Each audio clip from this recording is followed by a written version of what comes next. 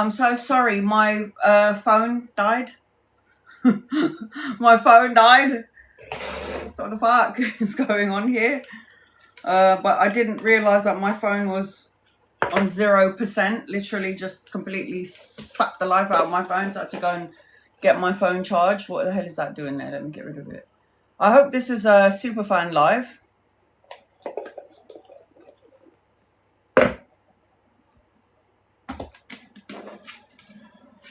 I did set it to SuperFan, right?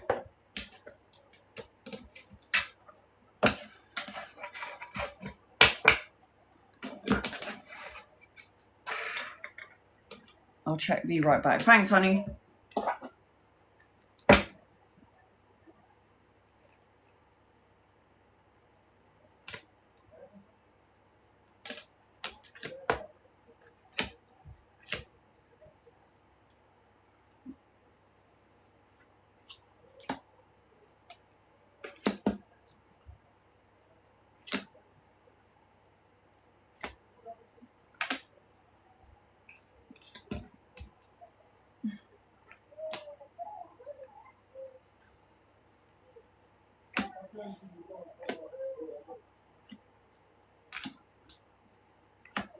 It is. Okay, thanks, honey. Thanks, Ray. Thanks for checking.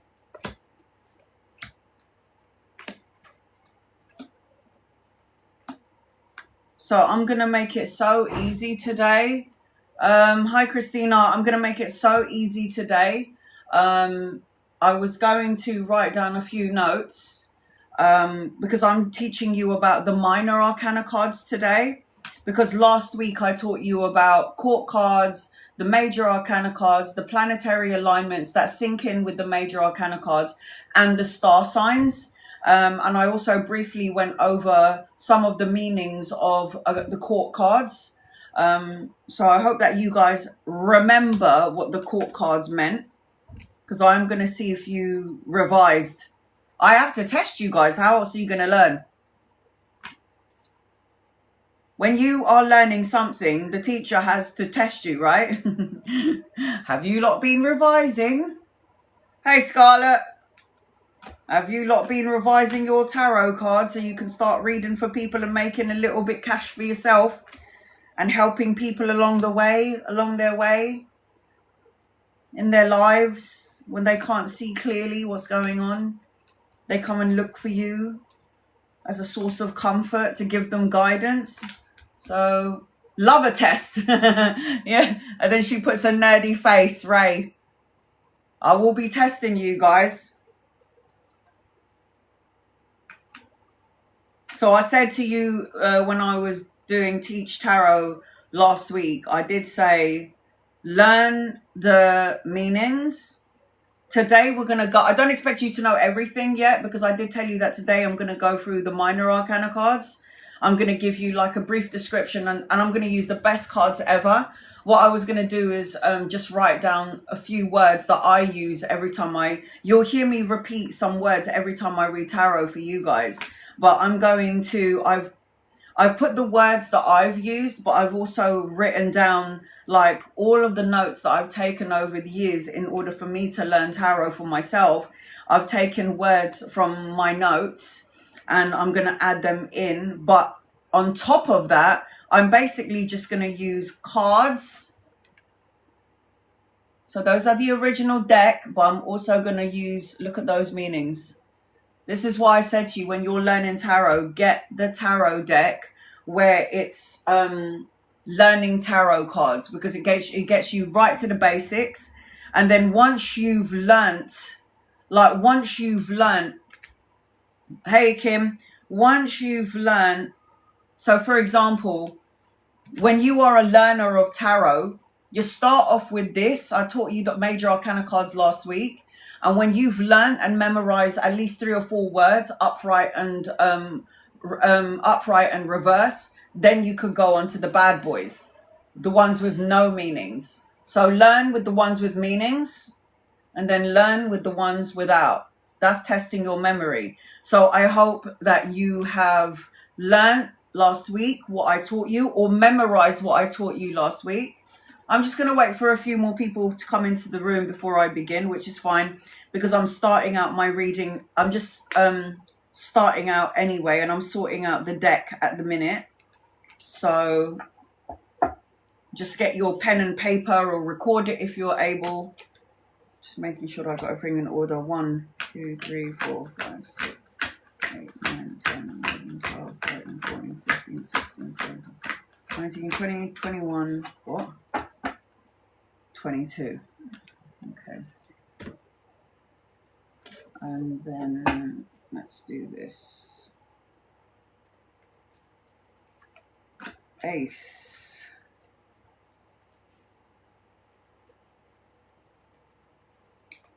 2, 3. Get your pens, get your papers out. Today I'm going to teach you what the minor arcana cards mean, and I'm going to go one better. I'm actually using a deck with all the meanings on it. I'm hoping that one day when I'm gone and I've left the planet, my daughter might take over from me. I mean, it's not something that she's ultimately interested in, but she's ultimately interested in getting readings from me to find out about this, that, and the other, which is kind of cool to have a tarot reader mum, so you can get a energy check-in and the people that you're surrounding yourself with. Right, where's my 9 of Cups? Where is 2, 3, 4, 5, 6, 7, 8? Where is my 9? Oh, there it is. 9. 10 of Cups. Page, Knight. King, Queen. There you go. Hey, Reedham. It is so hot here today. Hey, Axa. Hey, Phyllis. This is part 2 of Teach Tarot. So this is only predominantly me teaching you how to do tarot. This is part 2 of it. I did post it up so everybody knows what's going on today. 3, 4, 5, 6, 7. Just waiting for some people to come into the room. While I'm doing that, I'm just sorting out the cards. 8, 9, and 10. Ace, Page, Knight, King, and Queen is going to obviously be the loss because dolls are the best.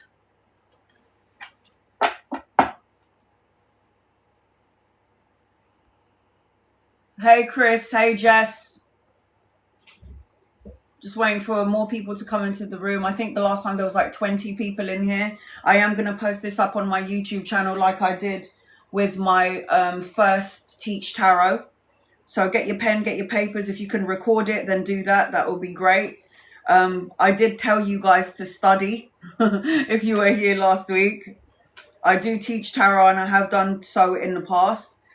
So I always like to make sure that when you are learning something, I do like to put you guys to the test to see if you actually studied. I don't expect you to, if you did study the whole tarot deck, that was amazing. But I just wanted to make sure that you guys are learning what I taught you last week to see how much you listened. So I'll wait for like, I don't know, I guess there was like 20 people in here the last time, 18 people. I'm not sure if everyone is going to be able to show up today, but I will give them an opportunity to... Oh, there it is. I'll give everyone an opportunity to get into the live. So how is everybody doing? It's crazy hot over here in the UK. I've got a fan directly on me. I was playing Mahjong. I don't know if anyone's ever heard of Mahjong. It's a Chinese game. So I learned when my mother was alive. It's something that we do in the Philippines, and we literally played from 6 p.m. and I think I didn't get home until like 1:30, 2 o'clock in the morning. It's crazy. It's humid here in Ohio. Oh, I bet it was beautiful though. Any country but this one.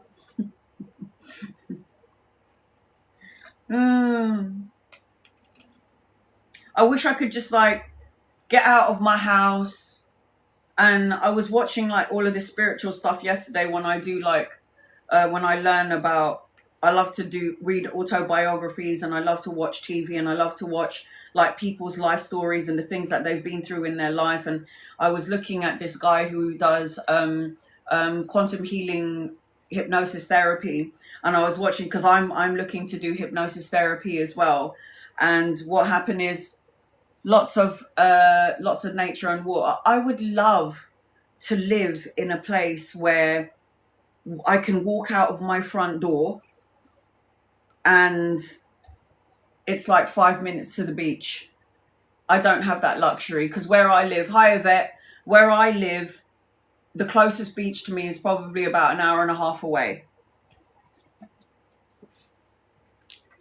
So, I was watching this guy, and he's from Australia, and he's a QHHT practitioner. And what he was doing, and he was like, he lives in Australia, and he was talking about how he could just, I could see his background. He was right next to a beach. It was a sunny day. You can hear the ocean. And it's like, how could anyone, and I know this sounds really silly, guys, I have lived in homes where I have like crack dealers that live above me. Everybody around me is selling weed or some sort of drug. I guess it would be like the Bronx in the UK, like Brixton, like, the ghetto sort of area, to be honest. I can't lie. So I live in East London, and you can fix East London and make it look as pretty as you want to make it, but you can't take the ghetto out of East London. You just can't. I'm ghetto. As much as I try to be really posh, I'm an East Londoner. What can I say? Do you want to go to the chip shop? Yeah, let's go and get some fish and chips. I ain't really like that, but I can fall into that category if I'm with, like, I can change it up. I should have been an actress. You can't take the ghetto out of the London in general. That's what I mean. It's like ghetto energy. It's like my mother and father are far from this, but it's the neighborhood that we live in where I have drug dealers over there, here, there, and everywhere. It's not one of them up and coming. I mean, you can paint it, and you can paint the town and make it look great, and then you can, make everything look posh, but you can't take the people out of the ghetto. You can make it as posh as you want, but you can still turn the corner and be like, do you sell any weed? And they'll be like, yeah, man, I got some. It's like, yeah. But it would be my dream to live in a place where if I could open the door and my child could, well, when she was a kid, not now because she's 23, but like, my child could be outside playing until like 11 o'clock in the morning, and I don't have to worry about my child being kidnapped or run over by a car or having herself mugged. I don't live in this sort of area, if you know what I mean. I mean, the place that I live in right now, my car has been broken into 5 times. So wherever you live, yeah, grew up in Buffalo, New York, there you go. Is that good? I don't know. Can't take the ghetto out of them. You just can't. I'm not, Kim, I'm not near an ocean, but many lakes and rivers, about an hour and a half away from a lake. See? That's the same as me, Kim. Mo, I live on the water in the US, but I'm moving to Portugal near the water. Come visit me. Yeah. Everyone's invited me to all over everywhere in the world. And I'm like, I've got so many places to go. Thank you, guys. Thank you so much. Yeah, the world is not like it used to be. So my father lives in Wales. And according to my father, before he passed away, I was on FaceTime with him and he was like, look, Anna, look at the view. And my guy is showing me the front of his home. Every house, you remember Desperate Housewives? Do you know how everyone's front of the house is neatly cut? The grass is cut and everything is, I know there's a lot of psychos that live in Wisteria Lane, but I mean, just forget about the people there. Like everything looks beautiful. The grass is cut. Everyone says morning. you know, the children are riding on the bike outside, or do you know what I mean? And it's like, I don't live in that kind of area. I could never, I couldn't let my daughter play out at 8 o'clock in the night because I don't know if she's going to be taken. It's like, it's quite scary. All right, Kim, and you, my love. It's quite scary. I can't allow my grandchildren, when I have grandchildren, to play outside on the street. When I was talking to my father, so my father was like, look at where I live, Anna. So he flips the camera and it looks like Wisteria Lane. And everyone's going, you're right, Lewis. Hey, to my dad, you're right, Lewis. And he's like, you're right, Brian. How are you today? Hey, Betsy. What's up, Betsy? And they all know each other. And they all like neighborhood watch, keep an eye out on each other. And this is the front of his house. And then there's like parking.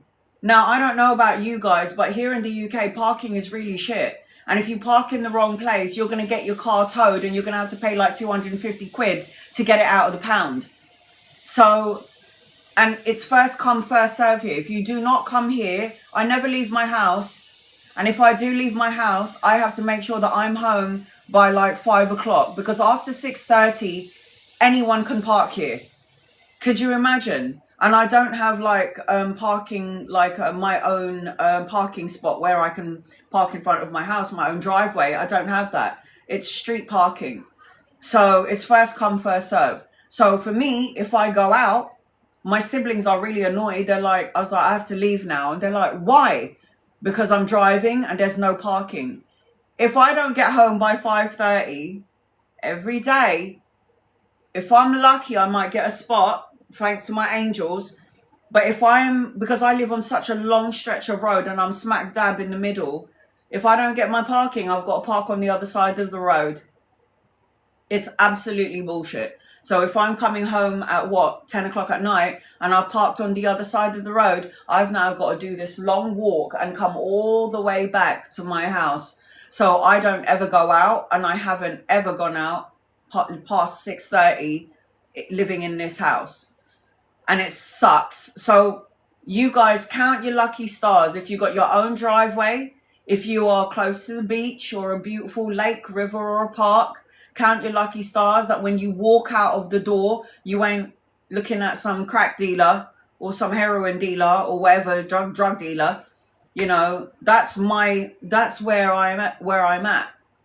And the other day I had my neighbor, Mohammed. Mohammed was like, Anna. And I'm like, Mo, what's up? And he was like, did you see those two men running on the street the other day? And I was like, yeah. Because, you know, I work from home. That's my seat over there where I always do, when I do my talk, you see me sitting by my bookshelf and then me sitting in the window. So I'm always like looking outside, enjoying the weather, whatever.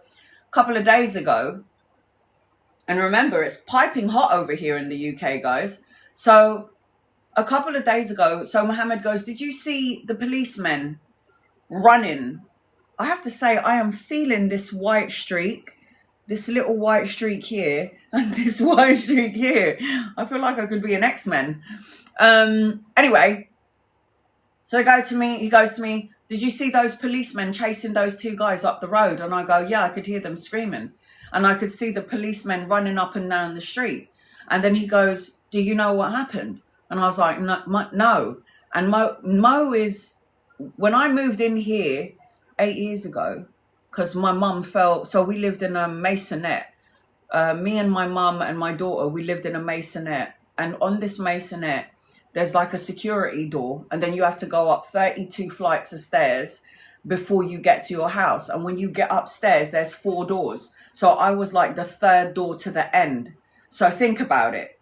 In this maisonette, there's a security door downstairs, okay? I will tell you about Mo. There's a security door downstairs. This is the house I lived in before this house, where when you look downstairs, there's like the drug dealer standing right there, you know.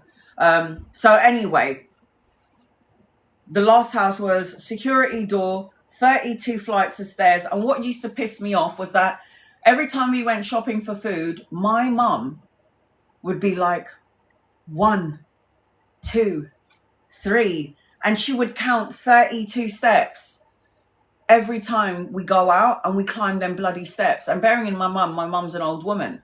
So when you climb up the 32 steps, you get to a door, you open the door, and there's like a line of 4 houses, and we were the 3rd house close to the end. So we shared a whole balcony on this masonette.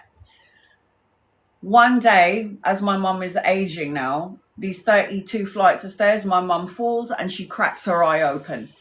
So that was like, right, we need to get out of here. So I started doing everything, getting the process done to get us moving out of that house, to move into a ground floor flat where my mum doesn't have any stairs.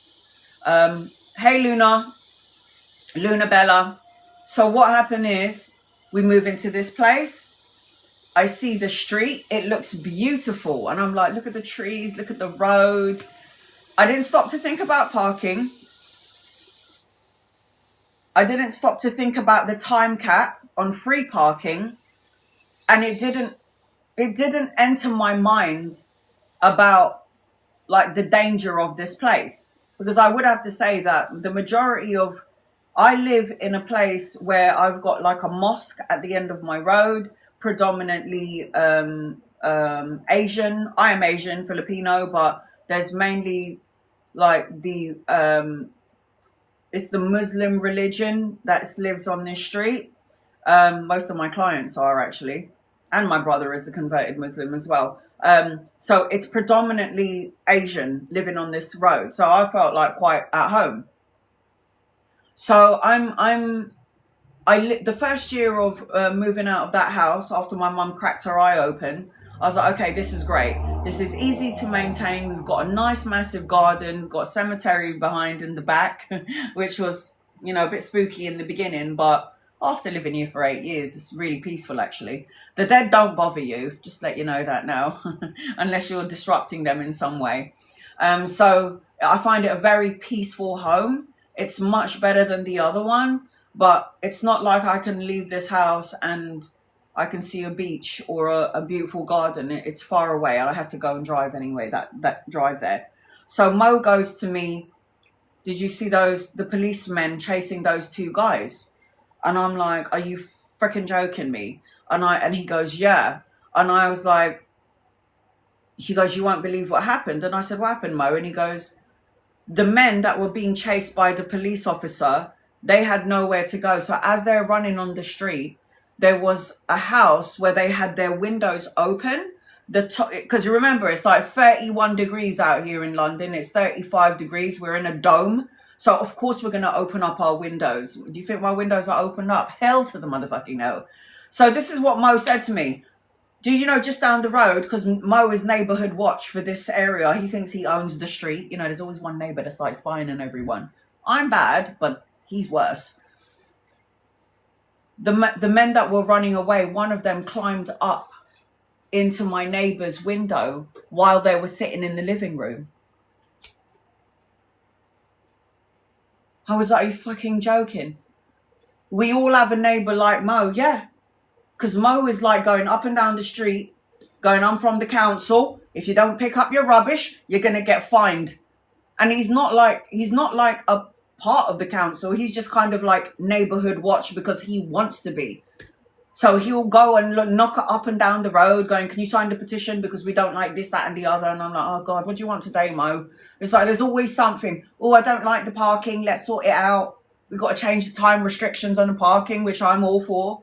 But, he is one of them characters where he knows what everybody's doing. He's like, you put your rubbish in the wrong bin. This is like plastic and this is garbage. And you're like, Mo, get a life, brother. Get a life. But then sometimes I'm like, I like that he's like that because I know somebody's keeping an eye out for the neighborhood. So anyway, so that was the first thing that happened. He was like, so the 2 men that were running away from the police, one of them had nowhere to go and they were shitting in their pants that they ended up climbing into somebody's living room whose window was wide open because it was 36 degrees here in the UK. Imagine sitting in your living room and then all of a sudden someone is coming in through your fucking window because a policeman is chasing them. I would have got my slipper and I would be like, get out, get out. I would be hitting him on the head with my stick. Get out. How dare you? But this man literally climbed into the window while they were sitting in the living room, believe it or not. Oh my, I would get that slipper and I'd be like, get the fuck out. And I'll get my daughter to call the police. What the fuck? So this is like the neighborhood that I live in. I'm not as lucky as some of you guys. So count your lucky stars that maybe you live like by a beautiful park, or that when you go outside, you don't see some sort of drug dealer at the end of the road, or, you know, I don't know, like you don't, someone's climbing through your fucking window, or that you have off street, you have parking, like parking. I don't have any of that. Don't have that. I love my home because I made my home my sanctuary, but I can't do anything about the outside world. That's why I padlock my door, put crystals on my door. It's all absolutely bonkers. And what else happened the other day? So there was the guys who climbed in through the window. And then I saw my other neighbor. I can't remember what his name is. I call him Z because I can never remember what his name is. It begins with a Z.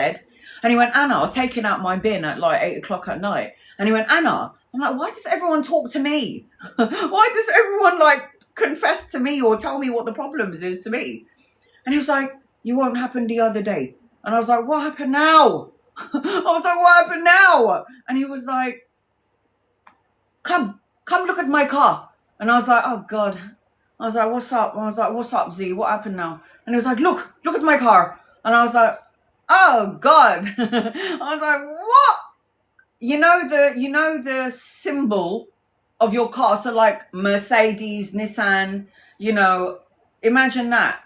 These thieves are now taking the symbol off of your car. So like the Mercedes sign or the Volkswagen sign or the Nissan sign, they're literally cutting around it and stealing that. I think that, and he said there's something about them stealing that, but as well, if there is an alarm, it's connected to the symbol at the front of your car. So they try to hotwire the car by, you know, I was just like, this is bullshit. This is what's going on here. These people are just going on, like, they're just like adding new things to their craziness. It was madness. What now? We're stealing names of the car, like the symbols of the car, trying to disarm the battery or the alarm from the front of the car by getting rid of the symbol from the car. I thought that was so odd. And he was like, look, they took away my symbol. And look, next door is on holiday. So they took away their symbol. But Mohammed, the guy next door, his car got stolen. They broke into my car 5 times. I'm not really sure what you're expecting to get. I've got a Bible in there. I think I've got some, I don't know, maybe 1 or 2 crystals in there. And then I've also got like clothes that I need to give to charity in there. So you can take the clothes. But it's like, what are you doing? You're not going to find anything on here. So Mo said to me, make sure you clamp your wheel just in case they try to steal it.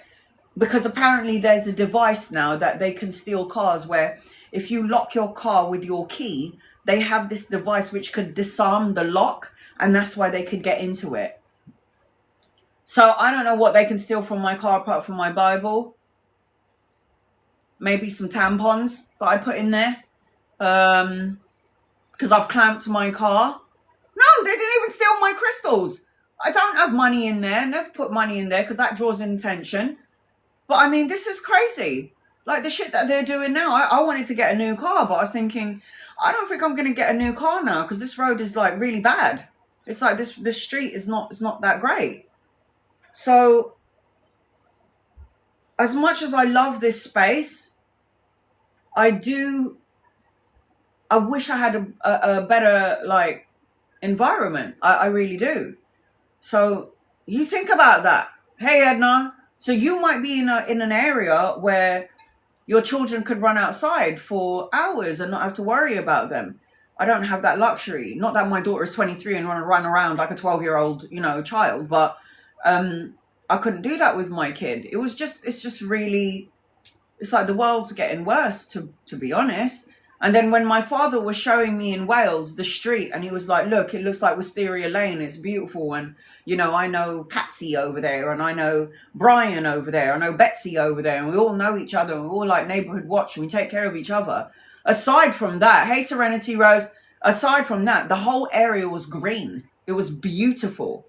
Like, I don't have greenery. I've just got all houses connected to each other on this road. We're all connected to each other. Does massage therapy pay well in the UK? Believe it or not, I've only had one massage in my whole life, and I paid $60, and that was probably about 15 years ago. So I don't know how much it's gonna pay, how much they pay now, because there's like what, there's cupping, there's those red hot rocks that you put on your back, there's deep tissue massage, you know, there's all of that. And then my father goes to his back garden. And he's like, look, Anna, look at my back garden. God rest his soul. And he was like, look, Anna. And then he flips the fucking camera. And what do I see? I see this massive fucking garden. Yeah. And behind the garden is these beautiful mountains. I was like, is that your view? Every single day. And he was like, yeah. And the kids can play out until like 12 o'clock midnight and no one will take them. And he was like, you and your daughter need to move here. And I was like, I ain't going to leave Amanda, my mother, to come and live with you and your missus. Hell no. No fucking way.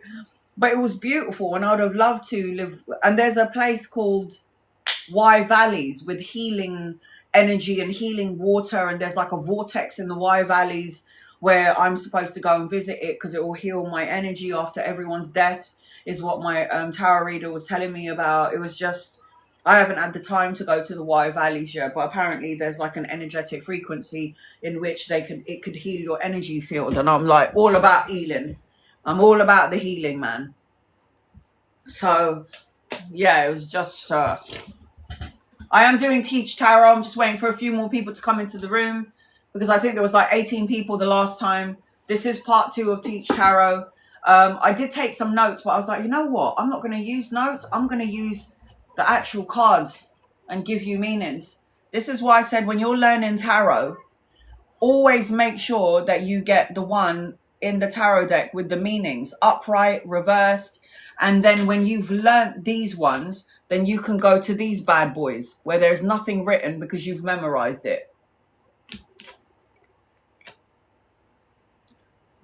So last week I did say to you guys that I am going to kind of question you about what I taught you last week. So last week I taught you about the major arcana cards. I gave you some meanings attached to the major arcana cards. And then we talked about the court cards. So in the tarot deck, there is always 22 major arcana cards. Yeah, 22 major. The minor cards are 56 minor arcana cards, including the aces and the court cards. But I kind of briefly, did I go briefly through the meanings of the aces and the court cards, right? I'll give you a little reminder before I get started on it.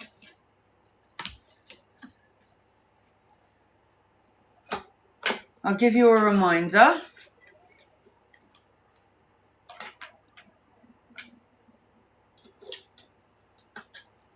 I did, yeah. Okay, thank you. Because I know that Irene was having a little bit of confusion, like putting them together. But it's more, it's you overthinking it. When you're trying to figure out what the cards are saying when they're together, it means you're trying too hard. Don't try. When you try too hard to read the cards, what happens is you are letting your ego get involved or your intuition. I think I remember that. I'm going to test you guys. So you're not going to be... And if you get it wrong, it's okay. Because remember, I told you it took me a year. 1 whole year. If it takes you less than a year. But I wanted to learn these cards so I do not need to look, read. It's already imprinted in my energy field. I don't need to look or read about it. So I always make sure that I always say learn 4 to 5 words, meanings of the tarot. And when you learn 4 to 5, then everything else will start to flow in easily. Right, let me just get these in order. 5, 6, 7, 8.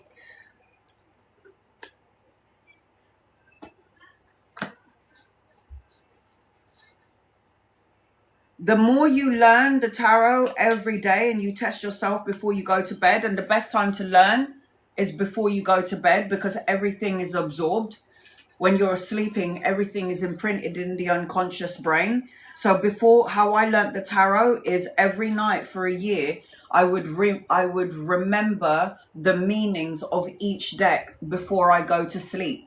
Because if I'm looking at the pictures and the symbols of the card and the meanings, I'm observing it. So when I go to sleep, it's like recorded in my unconscious memory. So when I do wake up and I'm like, oh, I remember that card because I remember it. That's the last thing I looked at night. So the best time for me to study, if you're not too tired, is at night, because that's when you're in, like, you're coming up to theta frequency, you know, the sleep frequency, the more calmer frequency.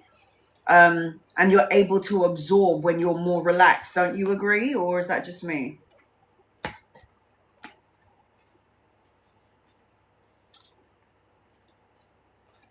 $13, $14, $15, $16, $17, $18, $19, $20.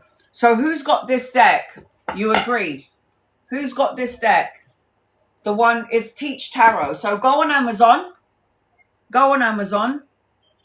And you can get Learning Tarot Cards. Learning Tarot Cards. Because a lot of you will jump right into the Rider-Waite, which is correct. You're supposed to do that. So when you go into the Rider-Waite, you need to know what number it is. So for example, look. If you guys are not sure what that is, what number that is 21. 10, 10 plus 1, right? And if you're not sure this number, this is why it's great to get, yes, you have them, good. It's great to get the ones with learning, because this is world card number 21, and then you've got the meanings on it. There are different types. It will give, so on this one, it's got, look, so it's got the world card, Earth, governed by Saturn, and then it says, look, 21 reduces to number 3, and about community, optimism, and joy. And also, this is a yes card. So if you look here, it says yes. So if you ever wanted to pull cards for somebody and go, they ask you a question, do you think that I'm going to get back together or blah, blah, blah, you can pull 3 cards. And if 2 of the cards say yes, or 3 of the cards, then it's a yes. If there is 1 yes and then 2 no's, it means it's a no. It's great to do the reading. So that says yes on it here. And then you've got it upside down and upright. So what I'm going to do today with you is I'm going to give you 3 words, because you can study this yourself. But what I'm going to do when I'm teaching tarot, hey Rashan, what I'm going to do when I'm teaching tarot is give you 3 or 4 basic words to the meaning of the minor arcana cards. And then what I will do is just go through each card. So take notes. You can watch the replay if you want. I've already posted Teach Tarot Part 1 on my YouTube. If you missed it last week, you can go on my YouTube channel and watch Part 1 of Teach Tarot. This is Teach 2, because today we're doing the minor arcana cards. The minor arcana cards just basically represents like the day-to-day challenges. So the card serves as day-to-day challenges. It talks about emotions and lessons that are going to shape our spiritual journey with the minor arcana card. But the great thing about it talks about the more practical aspects of life, and it also brings into focus what lessons that you need to learn. Now with the minor arcana cards, the great thing about the minor arcana cards is, so these are the minor arcana cards, right? These are what we're going to go through today. All the ones from the new beginning, all the ones in between to the people in the cards, because we've already gone through the court cards last week. But with the minor arcana cards, the thing about the minor arcana cards is free will comes to play in it. Free will. Yeah? So God blessed us with free will. With the major arcana cards, with the majors, the major arcana cards. Remember when I said to you, this is the Fool's journey. The Fool is 0. So the Fool is the beginning of the journey. Somebody wrote so wonderful on my YouTube.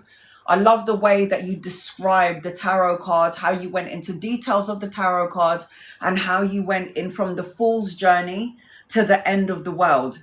The journey of the Fool to the end of the world. Because remember, the Fool card is 0, and then the World card is 21. So it's like from the beginning of the journey with the Fool taking a leap of faith, packing his luggage, till the end of the journey, and what they learn and the lessons behind it, the star sign, what planetary alignments govern them. I mean, I go in. I'm going to tell you everything that I ever learned in all my years of doing tarot. But I thought to myself, instead of writing all of these words why don't I just show it to them with Teach Tarot? Why don't I just show it to them with the learning deck? That would have made it easier. So I thought I'm going to do that today. So does anybody remember what I said about the major arcana cards? What are they? What did the major arcana cards represent? I just need 2 words, because I did say to you I'm going to test you lot to see if you were doing your work. Because I want to make sure that you give your very best of you, and I'll tell you why. I even told you last week the benefits of what I got doing tarot. Free hotel room upgrades, free wine, free food, reading the boss of the company, saying to me, can you be my advisor, my spiritual advisor every month? They are life events, but there is key words to major arcana cards. It begins with F and D.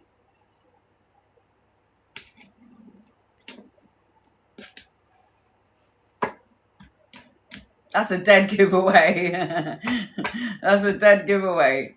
Hey, Gemma. What do the major arcana cards represent? Yes, it is life events.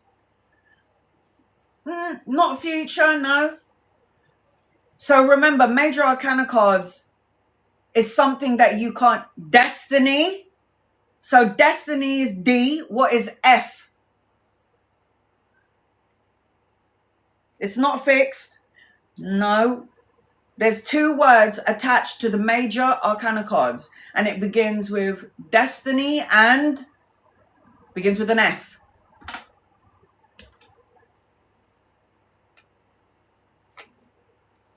Fate. Fated events in your life. So when I see a major arcana card in somebody's reading and it's fate and destiny, it's fate. Major arcana cards, it's fate and it's destiny. So I've already got part 1 of Teach Tarot on YouTube.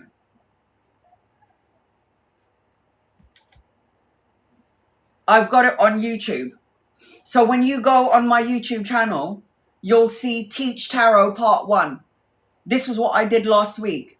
We went through the major arcana cards, the majors, what they all meant, the star sign attached to all of these cards, and the planets attached to these cards. That's what I went through last week. I also went through last week, hey Cece, the aces. And I also went through the people, court cards. So that's what I went through last week. So if you missed last week's teaching, go on my YouTube channel. It's all there. And I made sure that I posted it up on there for those of you learning to teach tarot, learning tarot, and to expand your tarot experiences. Now, tarot, I told you last week, has only brought me absolute blessings. So many blessings. Hi, Diana. So I'm going to wait for everyone to come into the room. I told you last week when I was doing the first part of Teach Tarot, that tarot had brought me so many blessings through TikTok, private clients, free hotel rooms, upgraded hotel rooms. Hey, Desire Me. It brought me free food, free booze. That's what tarot brought me. I never asked for any of these things, but I understood the power of tarot. I saved people's lives with tarot. Geraldine is my number one. I had to post up her testimony because I broke down and I cried when she wrote that to me. If it wasn't for Anna giving me a message from my grandson and my daughter on the other side, telling me to get my ass to the hospital, she would have never ever found out that she had, I can't remember if it was a kidney or a liver problem, which now she's being medicated for and has now prolonged her life. Because if she had left it, if she had chose, because she had fear of death, she had fear of doctors. And what I did with the tarot was I said, your daughter and your grandson is here and you have to go to the doctors and you need to get your shit checked out. She said, if it wasn't for you, Anna, I would have probably died, because I would have left this illness untouched and unseen and I wouldn't have probably been here. But now I'm on the right medication. I'm starting to feel amazing. I understand that this is what... So would I ever stop doing tarot? No. It didn't only bring blessings to me financially, but it also brought people to me, my soul tribe. Like I said, free hotel rooms, upgrade hotel rooms, free food, alcohol, a glass of wine, word of mouth, and this is what will happen to you. But I am more than tarot. You're a psychic and a medium. You don't understand what happens when you, what happens, Mo, when you start reading the tarot. Do you not know that when you start learning and reading the tarot, you're opening up your psychic abilities? That's just dormant. You're opening up your mediumistic abilities. Because the more you practice tarot on yourself for the first year, the first 6 months, what you're doing is you're connecting to your higher self. You're listening to your intuition. You're listening to that voice in your head that sounds like your voice, but it's actually your angels, your guides, and your loved ones. It's God's source. And what will happen is then you'll start to have visions. People will start to see things in the physical world. When you do tarot, it's not just learning tarot and being a technical reader. You are opening up your psychic, mediumistic abilities, which is dormant within you. We are all born with it. Men and women, but no lie, women, we're so much more psychic, intuitive. It's within our bloodline. It's in our imprint. We are the one that carries the gene. It is the women that carry the magic within our gene. I'm not saying that the boys are not magic, but I will say this to you. It is passed from mother to daughter. The lineage, the superpower, the magic in the daughter's bloodline. Because men are more power, physical, testosterone-y, whereas females are more intuitive, motherly energy, nurturing energy. We are the ones, we are so important. Back in the olden days, we were so revered. We were so, like, there's a saying in Islam, heaven is underneath your mother's feet. But it's in all cultures. But that is what that represents. Women were revered as leaders because we didn't think about war. We thought about love and peace and birth and giving birth to peace, giving birth to life. So that's why it is in our DNA. We absorb in our bloodline from our ancestors the magic. And yes, we give it to our sons, but we mainly give it to our daughters.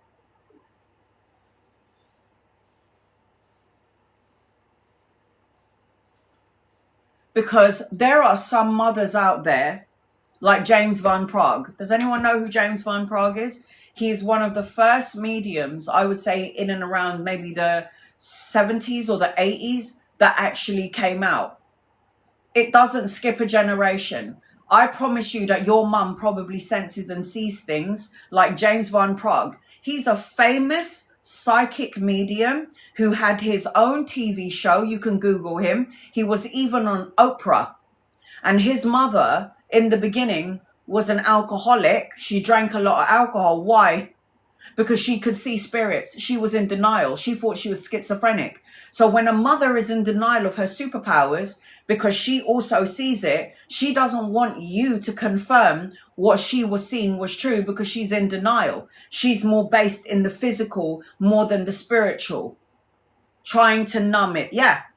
So it's not that it's not that it skipped your mum, and it's not that your mum was like, you're an idiot. But your mum would turn her back and go, oh my God, is she schizophrenic like me? Did she see the spirit like I did? Did I pass this on to my daughter? A lot of people are in denial when they see spirit, like my best friend. Oh, really? Your mum drank too? Dulling down the senses.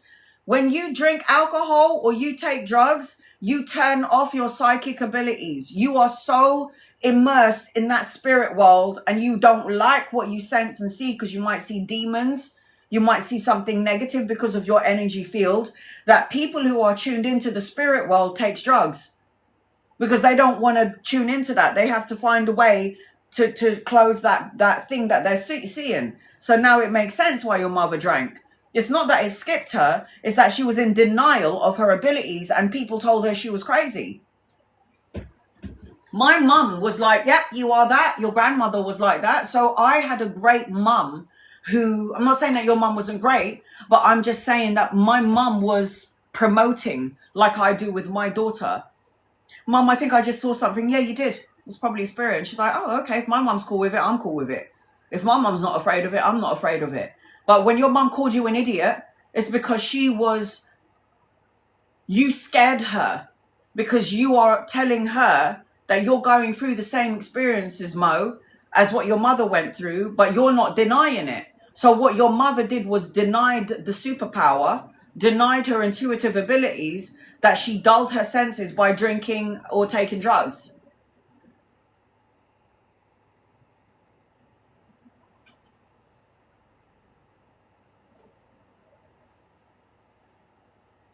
What do you mean by demented? But you're giving me a very wild.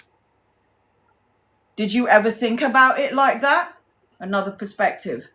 So did you ever think that maybe your mum's is the way she is because she couldn't handle it? Did you know that a lot of witches were hanged, thrown into the water, or locked up because they're saying they see spirit? So people were automatically, the doctors would say, your daughter's got schizophrenia. No, it isn't. It's because she's a medium. So people were locked up and drugged and put, tied up because people made them believe that they're crazy, but they weren't crazy. They were just seeing spirit. They were just tuned in.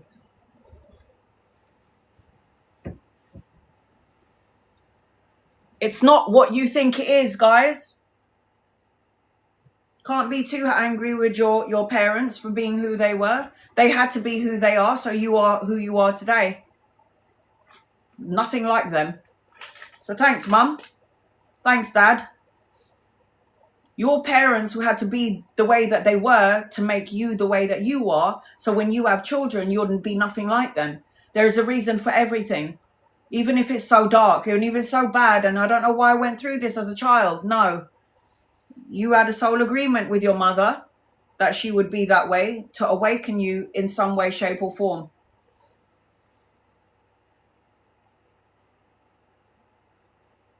Yeah, that's what Dr. Joe DISPENZA teaches.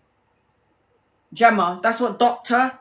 Joe DISPENZA, to rewire all the patterns that were done, that our parents taught us, that we absorbed from our parents, school, our teaching. We have to unlearn everything and learn everything again.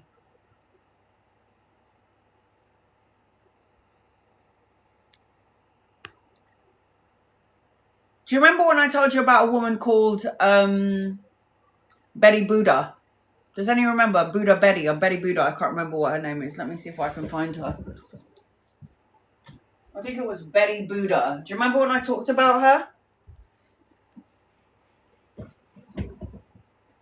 Do you remember when I talked about Betty Buddha?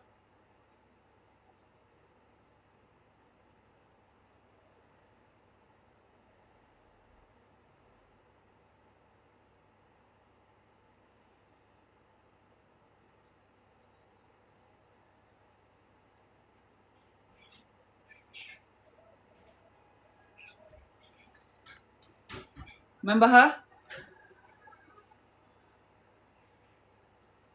So I just want to direct this at you, Mo. I mean, maybe everybody in the room this might be familiar to you, but I'm going to talk to you about her, Betty Buddha. You can go on YouTube to self-sabotage. I'll tell you her story. Go and check her out on YouTube.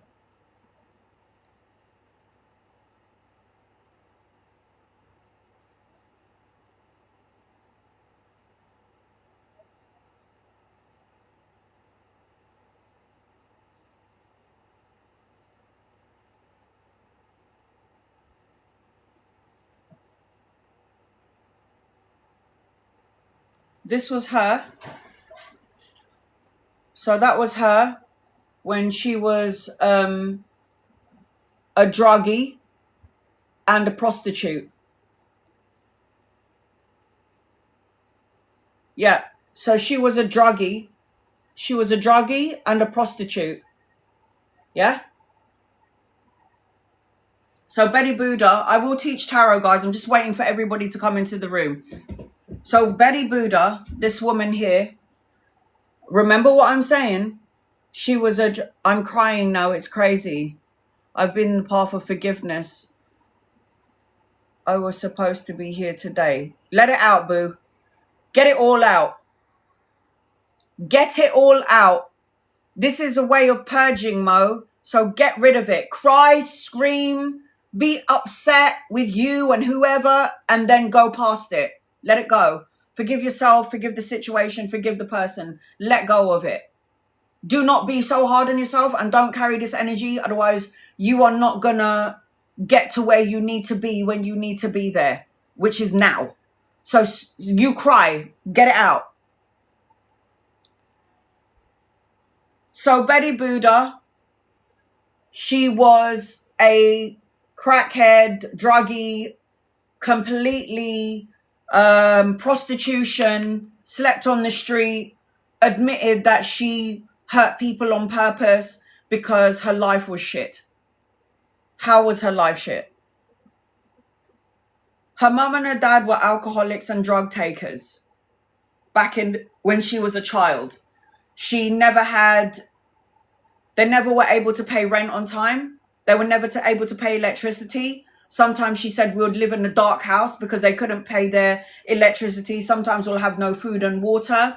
My parents would get their hands on prescription pills and actual drugs, and they would get high on drugs. So me and my sister witnessed my parents high all the time on crack, on heroin, on drugs, on whatever. And me and my sister witnessed this. My little sister, we witnessed that my parents doing this. And so very bad background. I think she was molested as well at one point, raped or something like this by an uncle or a family member or something like this. And she said, so when I became, what happened was my mother and my father committed double suicide.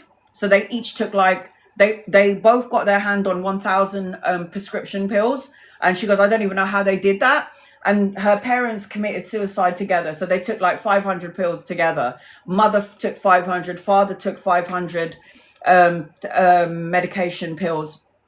And what happened was they left a note saying, take care of each other to the girls. And they both committed double suicide. So she said I was 18 or 23. And then my sister was 18 years old. There's the ice cream van again.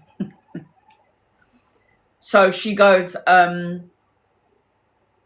so at the age of 23 and at the age of 18, my sister at the age of 18, we were lost souls because both our parents died. What did I end up becoming? I became a crackhead prostitute.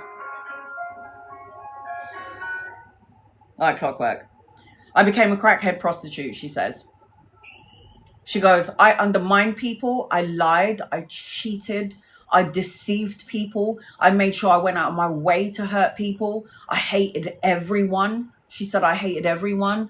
And every day, I just wanted to just destroy everyone because I was a victim and everybody in my life was to blame. I was a victim. My mum and dad killed themselves and all this shit. I got raped. You know, I got raped, and I was as a child, and I was so fucking angry with the world, and I just fucking hated my life.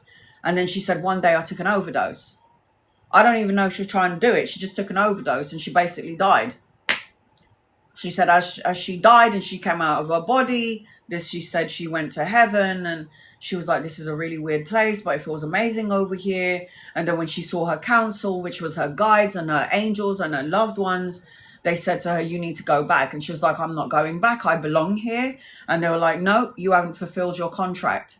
And if you don't fulfill your contract, you're going to have to go through everything that you went through in your whole life, but 20 times worse than what you've already gone through. And she's like, are you freaking kidding me? So I've got to go through the rape again. I've got to go through my parents dying, committing suicide, prostitution, drugs, about 10 times worse than what I've already been through. And I was like, yes, because you've been here, because this is what you signed up for. This is your fate. This is your destiny. You wanted to go through this. She was like, this is crazy. And then they said, let me remind you. And this is what happened to me as well. But everyone has a different type of experience on how they go through things. So she was describing how people pick their parents, the color of their hair, their sex, where they're going to live, whether they're going to have an ailment, or they're going to have a death in the family, or a miscarriage, or be in a violent relationship, or get raped, or get drugged, get kidnapped, be murdered, have their head chopped off, have a miscarriage. Everything goes here in this planet, in the physical world, everything. And she was going, I had no right to pick all of this shit. She goes, when I was picking my life, she goes, I saw the spirit of the man who raped me, and we came out as an orb of light. And when I picked him to be my perpetrator, I saw his spirit as blue, and my spirit was red, and we combined our souls together to have the human experience. And he agreed to be my perpetrator, and I the victim. And the reason for this was because I was the perpetrator in his life in a past life. And in this life, he agreed to be my perpetrator in this life. And it was like completing a soul contract. And this is the man who raped me when I was a little girl. Because maybe in another life, he did that to this man as a child. But Buddha Betty was the man in a past life. And that he raped Buddha Betty as a man in a past life, raped this man who raped her in this lifetime. She goes, it all made sense. Like the perpetrator was a perpetrator because I was the perpetrator in the past life, and that was the victim in the past life. And she goes, I had no right picking drugs, overloading of drugs, prostitution. I had no right to pick all of these crazy experiences, but it was my fate. It was my fate, and it was my destiny to go through abuse, violence, rape, molested as a child, drugs, toxicity. It was my experience. But she goes, but then I learned. So in my journey, the world, learning important life lessons, completing a cycle, the end of a cycle, she died, came back, and it's the rebirth, a new plan. So she's going to take all the lessons from her past self and take all of those lessons as knowledge in the present moment for her power in her future to help the masses. Do you understand now why all of you went through what you went through?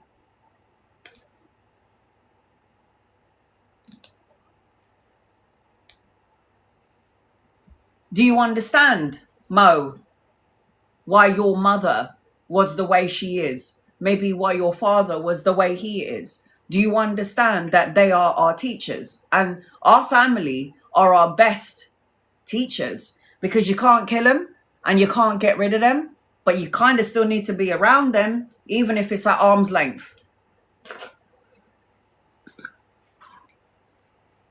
Has it ever occurred to you, Mo, that when your mother was mean and cruel and horrible, that she was teaching you to be a great mother?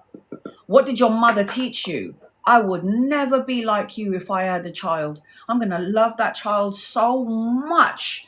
That child is going to get sick of my kisses, but is going to go, my mum loved me so much, like how my mum loved me. Did it ever occur to you that our parents have to be assholes sometimes so we can learn from them? Has it ever occurred to you, Mo, that you might have been your mum's mum in a past life?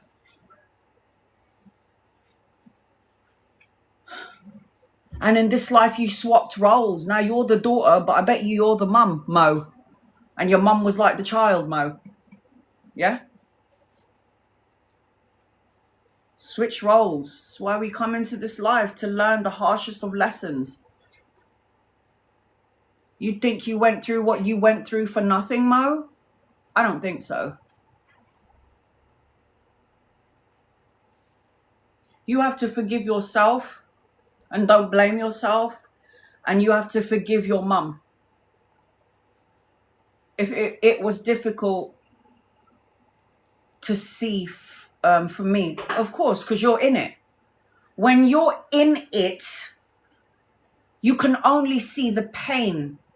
You can only feel the pain.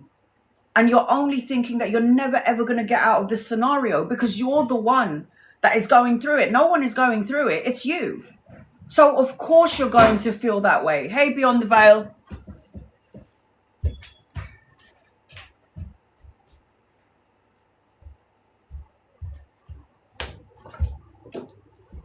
Oh, my cousin's vibrator has come through the post.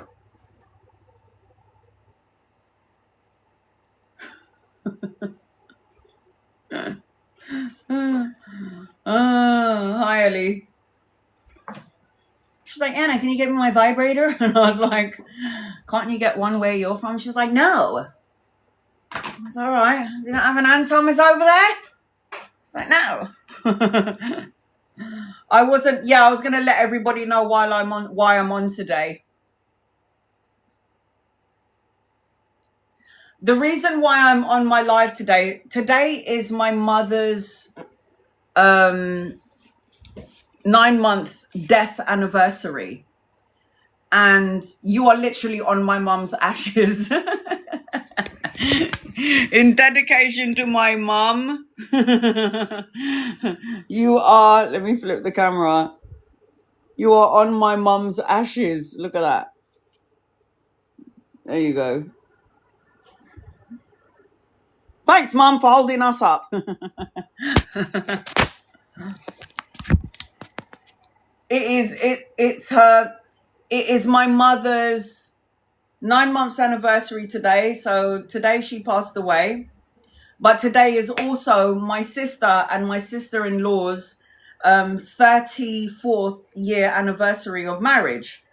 And what happened was, I thought today we were going to my sister's house for more mahjong, and I thought we were going to go to her house to celebrate her 34 years of marriage, but her children can't come today. So she said, okay, I'm going to do it tomorrow. So I was supposed to be doing this Teach Tarot tomorrow, but it's the party tomorrow, not today. So I was like, you know what, screw it. I'm going to go live on today. I got my mum with me. And you. So that's the reason why I'm doing it today, Teach Tarot, because I won't be able to do it tomorrow because I'm going to go to my sister's to celebrate her 34-year anniversary with her husband. We are in the Lion Gate portal. 888. Yes.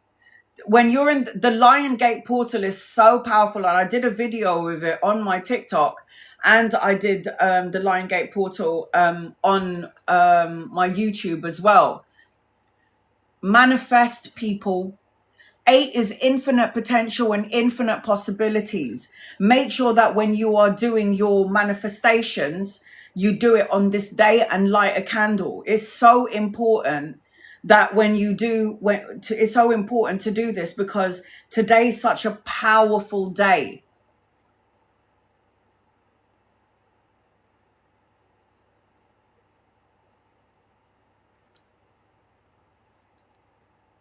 It's a powerful time to manifest.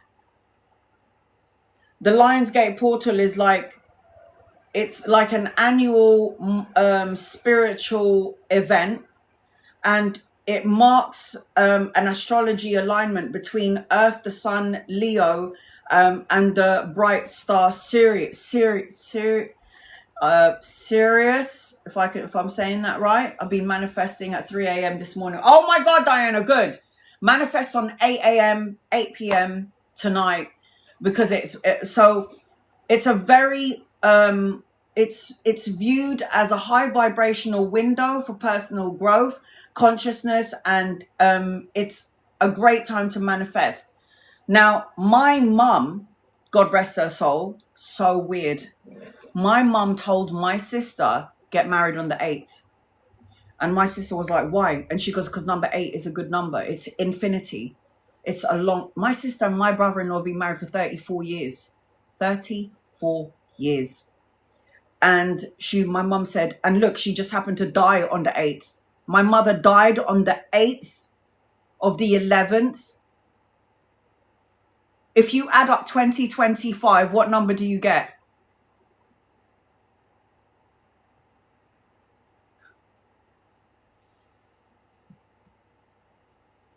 9.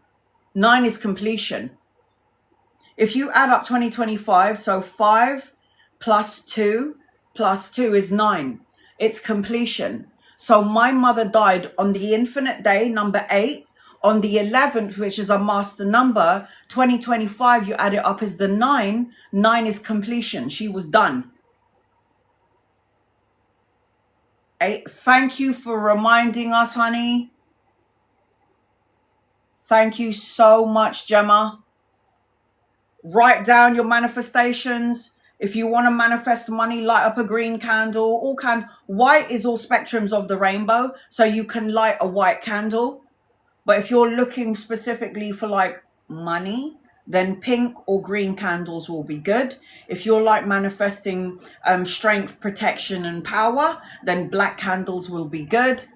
You can have all 3 of them at the same time.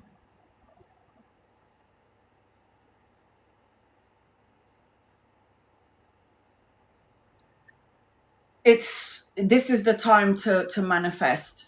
Maybe this is the reason why I'm doing Teach Tarot today. I just had to do it today. Today is going to be a good day. So with Buddha Betty, what I was trying to say with Buddha Betty is, I have all 3 tea light. Amazing. Everything makes sense now. Yes, this is a powerful day. So manifest. And make sure, guys, that when you're sending out your prayers, your wish, your thoughts, your manifestations, that you believe it's already yours. Thank you for my abundance. Thank you for my financial gain and prosperity. Thank you for my health. Thank you for my love. Thank you for my security. Thank you for my blessings. Thank you for giving me so much that I can help people who are less fortunate than myself. Thank you for helping me evolve and grow. Thank you for helping me be the best psychic medium tarot reader that I can be. Thank you for helping me be the best light version of myself that I can be on this earth, that everywhere I walk, my light is spread and sends out a ripple effect to all of those who need healing. Take my words, say whatever you want, meditate on it. And get your bottled water, not like me, I still need to buy my bottle. Get your glass bottled water and talk into it. Stick a label on it that says love, health, manifestation, money, love. And sit there with the water and say, I intend with this water to fulfill me with absolute health and healing, to rewire, restore my nervous system and my DNA cells and my meridian lines and anything else that is blocked.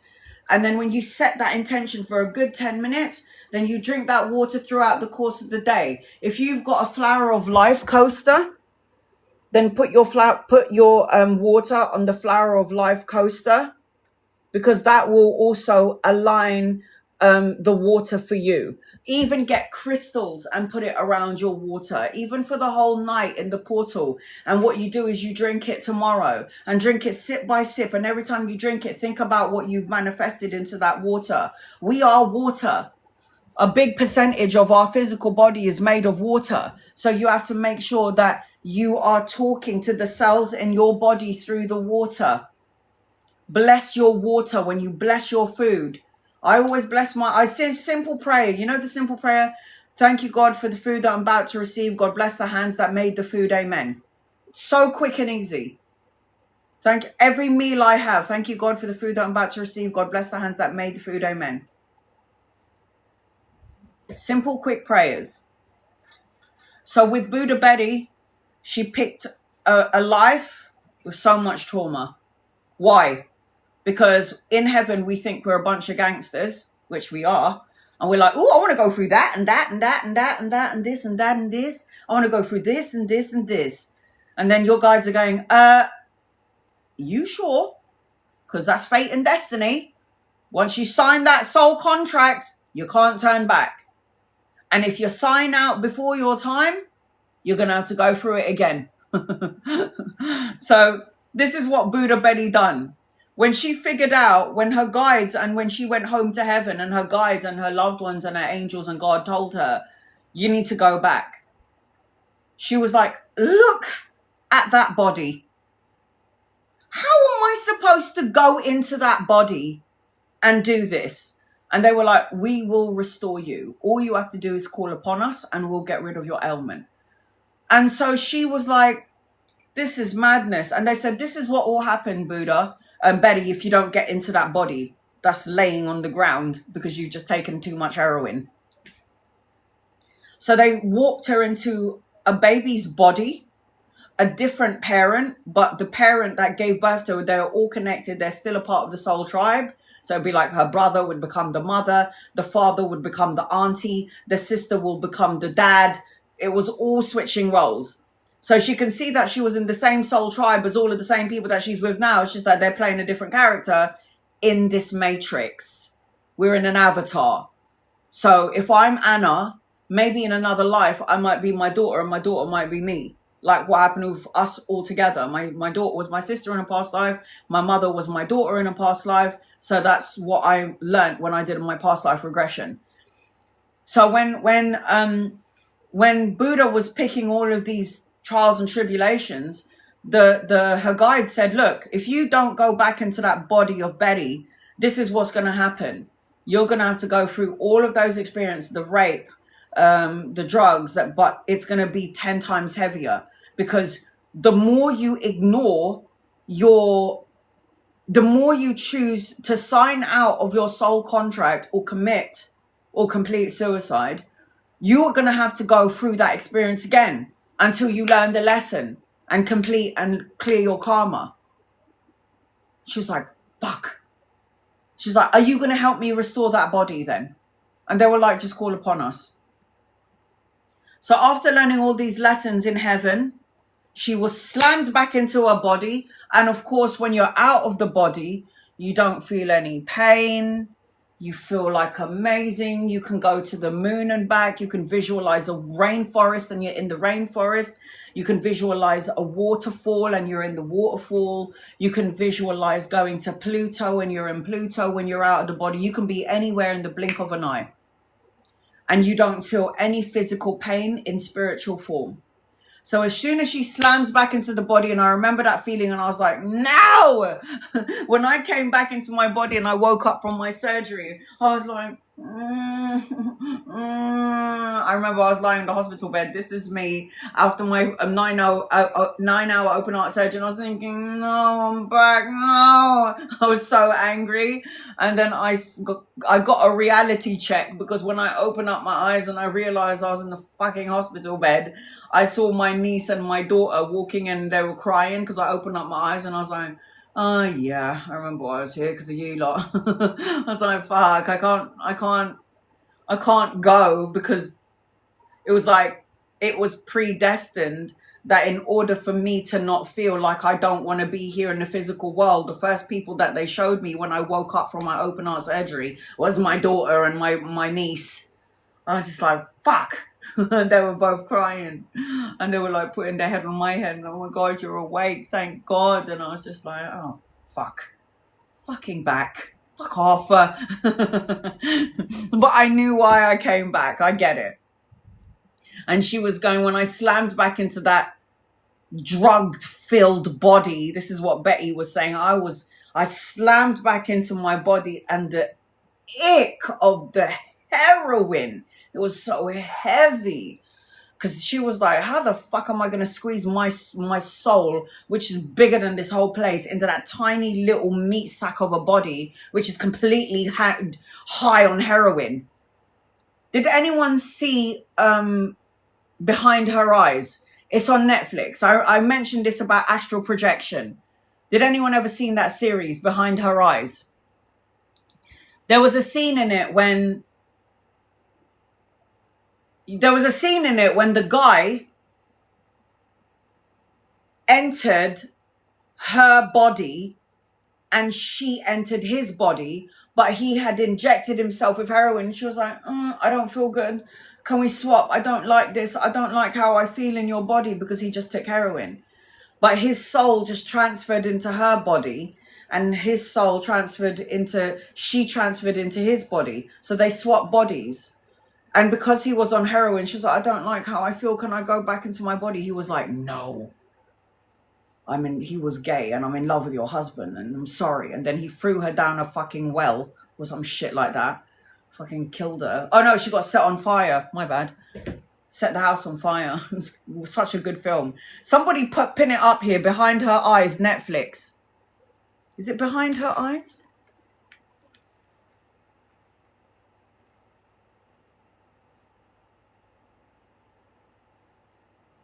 Such a good, oh my God. It's so good. Behind Her Eyes, Netflix. Take a screenshot. This is about astral traveling and astral projection. I'm going to look for that. Take a screenshot of it. Let me see if let me know when you've done it. Behind Her Eyes. I saw that during the pandemic. I love this actress. I love her.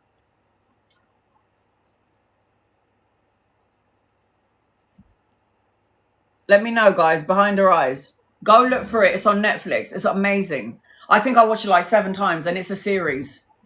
And it's because I love astral projection. I was like, I'm watching that. It was so good because astral projection is real. So she meets this guy. I don't even, maybe I shouldn't spoil it for you. I like spoilers. I'm like, tell me what happened before I watch it. And they're like, why? And I'm like, because it doesn't spoil it for me. Because the way you describe it is crap. And when I watch it, it's like, it's so good. I don't mind people telling me what happens in a show, because it doesn't get spoiled for me. I'm all right.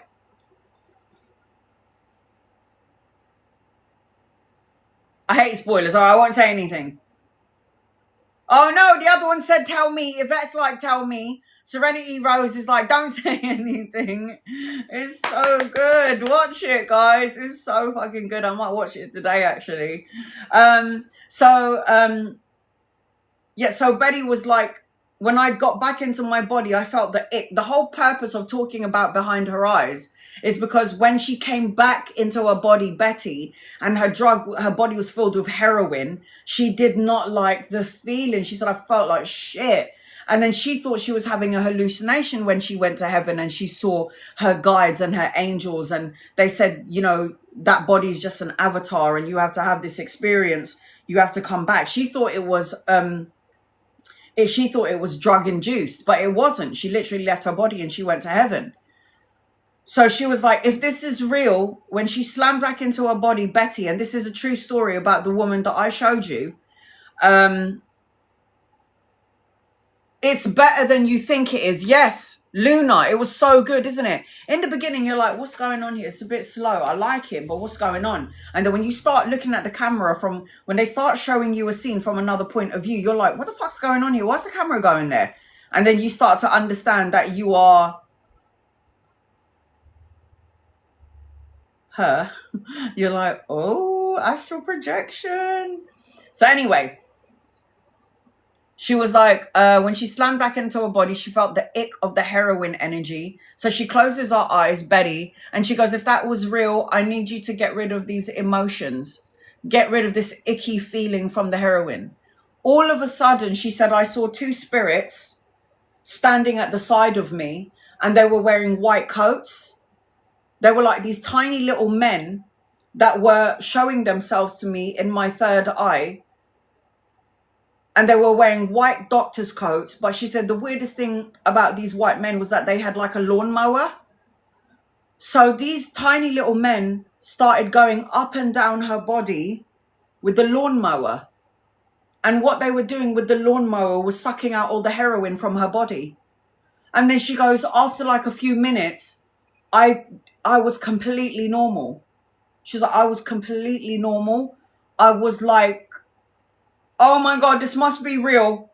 This must be real. I must have died. I must have gone to heaven.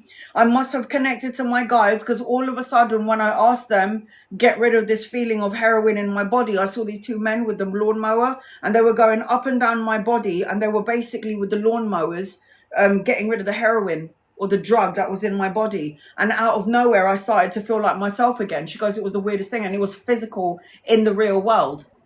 They were like doctors in the spirit world getting rid of the heroin. Huh? God. It was crazy when she was talking about it. So that's why I love her. That's why I'm like, you guys need to go and listen to Betty Buddha. She's on YouTube. Listen out for her story. She was talking about how she was taking crack. And this is what she said. When I was on drugs, I used to be so high, she said, like so high on the drugs that I used to think that there were critters coming out of my skin. So she said I would get like a knife and I'd start digging out my skin because I can see all these little maggots coming out of my skin and all. So she would have holes all over her skin and scars all over her skin because she would get a knife to dig out these bugs that are coming out of her, which is not real. It's because she was on so much drugs that she literally thought there were things coming out of her body. And she would like jab holes into her body because she'd think there's something coming out that side. And she was going like this. And I was just like, oh God, that's so sad. So sad. Oh God, go check out Buddha Betty Buddha, one or the other. But it's Betty and it's Buddha. YouTube, Instagram, I do follow her, I think on Instagram as well as on YouTube. Go check out her story. It puts your life into perspective. So it's like, my mum was this, my mum was that. Fucked. She was like, I was fucked. I was so fucked. Prostitution, slept with men for money, violent relationship, beaten, parents killed themselves, double suicide. Everything dark you could possibly think about happened to me. She goes, but then I saw miracles as well. So as I'm getting from dark, the shadow side of my soul, to the light part of my soul, I started seeing miracles happen to me. 12-step program in the USA, going on a train. She was like, I need to get to this program, 12-step program. I don't know how I'm going to do this. She gets on the train and see a man with a badge saying 12-step program. And he said, I'm on my way there now. Do you want to come with me? She was like, yes. I had no money, no food, nowhere to live. When she got to the 12-step program, they gave her a house. They gave her clothes. She studied. She educated herself. She read books. She learned how to meditate. And now she is who she is, promoting and telling a story about her near-death experience. Love her. So go and watch Behind Her Eyes, and please go and check out Betty Buddha. Just to put your life into perspective, that you're not the only one that suffered, that everyone out there is suffering together, that we're all in it together. We just choose different things that we want to experience for our soul evolution. We don't grow, like I always said, through bunny rabbit experiences. We go through intense, fucked up losses, childhood trauma. That's how we grow. Hey, Marsha, that is how we grow. See, I'm still waiting for people to come into the room. That's why I haven't started the tarot yet.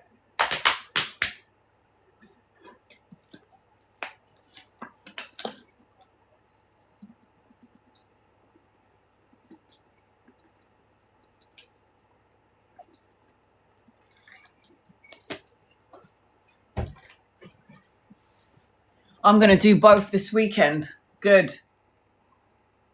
I will always direct you guys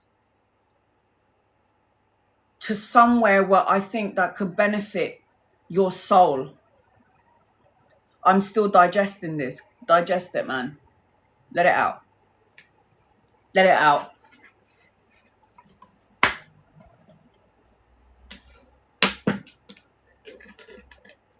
Like you're talking about your mum. And my bestie who passed away, she didn't have the best relationship with her mum. She did not have the best relationship with her mum. Honestly, you are teaching us so much already. Because I need you to know. I need you to know that you are the one in control. You're the one with the power. And it's your past childhood experience doesn't define the woman or the person that you are today. What happens in your past is going to make you the person that you're supposed to be for your future and for your children and for your loved ones and for the people that need you.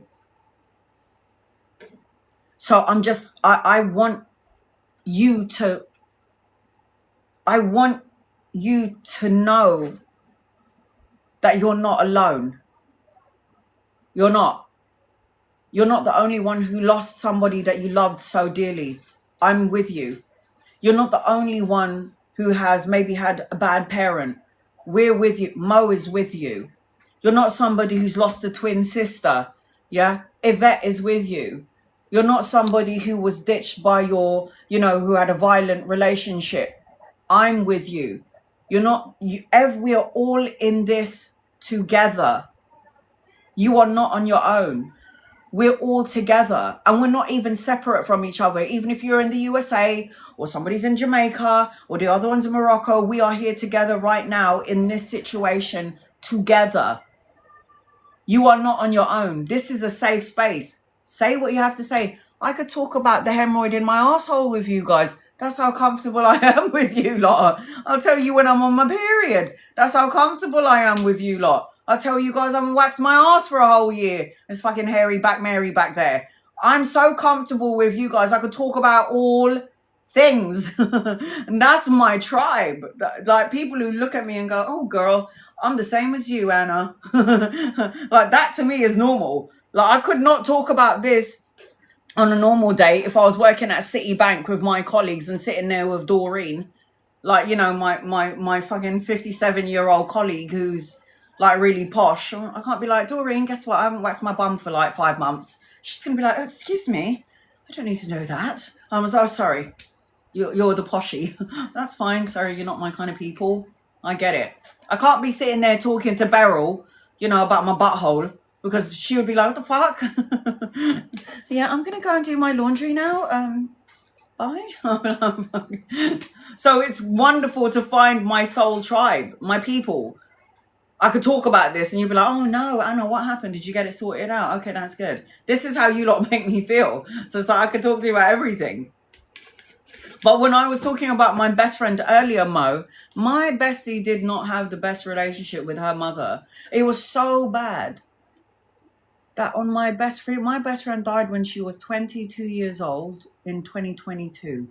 And she had breast cancer because she did not resolve all the pain from her heart, from the deception, the lie, the betrayal from her partner and her baby father, from the way that she was mistreated or was not treated. And like she felt that her siblings were treated better than she was. She was the black sheep. It got so bad that at the end of her life, when she was in hospice, she said to the nurses, I don't want my mother here. She's not allowed to come into my room. I don't want her near me. And if I die without her present, I don't care. That's what my best friend said. Could you imagine saying that? And I was so angry at my best friend's mum, because that's the human part of me. But the spiritual part of me knew that if her mother wasn't the way that she was, she wouldn't be the woman that she was. So her daughters knew that Shivi, their mother, loved them unconditionally. She died leaving the imprint and the impression on her daughters that she loved them so much. Imagine dying feeling that your mother never ever loved or cared about you. Imagine dying. You're on your deathbed. And who is the one person that we always want when we fall over? We don't go, Dad, I want my dad. I want my mum. We always scream for our mum. And imagine you're on your dying bed and you don't even want your mother in the hospice to your last breath. Imagine that. And I can't even be angry at her mum. I can't even be angry at her mum. Because if it wasn't for her mum, she wouldn't be the amazing mother. I mean, that girl makes me look bad. I'm not saying like I love my daughter. I've never abandoned my kid. And don't get me wrong, I've kicked that bitch out of this house because you're going to talk to me like a grown up. I'm going to teach you like a grown up. So, and don't get me wrong, I should always come back and I always open arms it. But it's just like, I never dismissed her. She always knew that she had a safe space here, my kid. And she's in the kitchen right now, cooking food. So all I'm saying is my girl didn't have that. And I would be so sad. When I had I'll give you some basics about my bestie. She's diagnosed with cancer. She lives with her mum. She's raising her 2 kids. And she's still working while she's on chemo and radiotherapy. So she's got this cold cap on her head that every time she removes the cold cap, it's ripping her hair off. So she got bald patches in her hair. So as my bestie's having chemotherapy and radiotherapy, she has to go to work and do a 9-to-5 fucking job. She's got to come home and cook for the kids because her mum wasn't doing jack shit. Now, she would say to me every so often, yes, she cooked today, thank God. But there were other days when she's so tired after chemo and after working, she gets home and she's got to cook for the kids. Are you fucking kidding me? When I came home from my open heart surgery, I had clean bed sheets. Food was cooked. My mum was basically serving me. She helped me have a bath. That's why my bestie always said, can we swap mums? And I always said, hell to the motherfucking no. I was like, no way. I always said that to my girl. But that speaks volumes about her mum, doesn't it?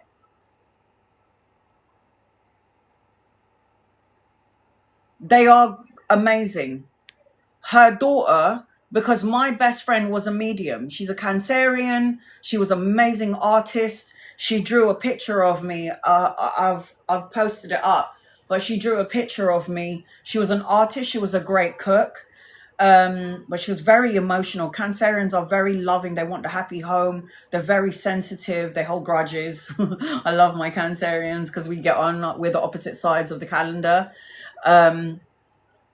But her daughters are great. Her daughter, I spoke to her daughter, I think it was I would say a couple of months ago, because, you know, they're teenagers. One of them is 11. My goddaughter is 11. And her eldest daughter is now 15 or 16.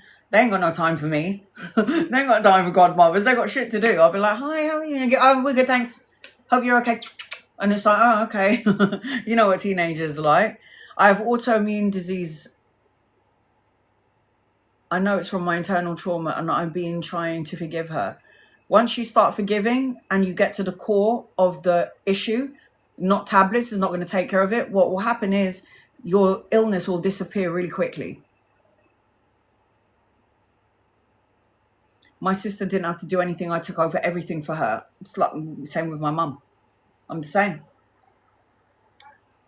I'm exactly the same. Diseases spur from trauma. So the doctors will try to give you a medication for it, but that ain't going to do shit. You have to get to the core of the issue. Where did it begin? How did it start? These emotions got bigger. They were plugged in and blocked, created an illness, created a disease in the body, dis-ease, which created what you have today. That's why I say surrender, forgive, release.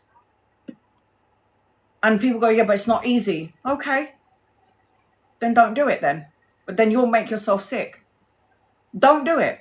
I can't force you to forgive yourself and to forgive the people that have done you wrong. I can't tell you what to do, but I will tell you what will happen to your physical body if you don't. So I can bypass what the hell happened to you. I can bypass your illness. I can bypass, because I'm the third party perspective, I can bypass all of the shit that happened to you. What I will say to you is, what is the core to this illness? What happened? Where did the trauma start? Where did it begin? And when you can start to start off where the core is, that's how you begin to heal. To get to the core of the cause. The feeling that you felt, the feelings, the fear, the thought, speak about it. Talk about it. What did it look like? How did it feel? That's the wonder of past life regression. Somebody could go into past life regression and heal from cancer because they'll find out the core of it. They'll find out the core of why the cancer is there. In a past life, somebody shot you in your stomach. So in this lifetime, you got a problem in your stomach area. In a past life, your mum gave you a feeling in your stomach like she was going to abandon you. So the abandonment is now creating a failure of your nervous system, because you're in fight and flight mode. When you're in fight and flight your nervous system shuts down. So that could be the cause of autoimmune disease, if that's the right word. Because it came from a core. It came from something that happened somewhere back there.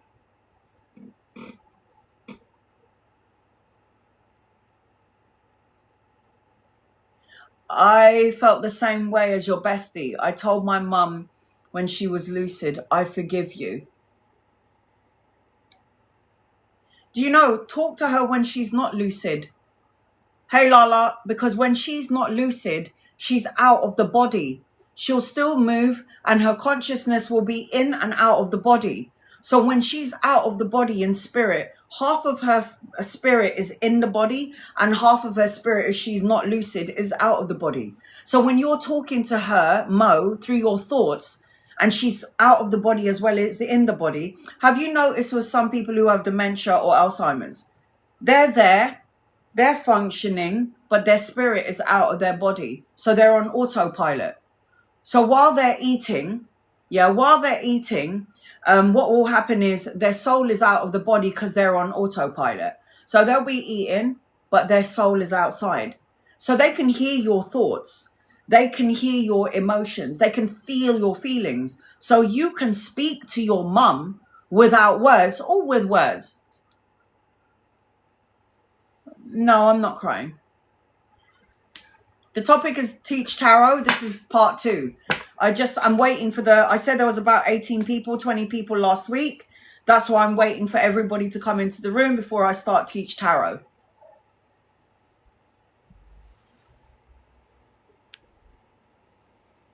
Get to the core. This is why I am learning about how to be a QHHT practitioner. Quantum Healing Hypnotherapy technique. So so I'm teaching part 2. If you missed part 1 of Teach Tarot, go on my YouTube channel. Because last week I taught about major arcana cards,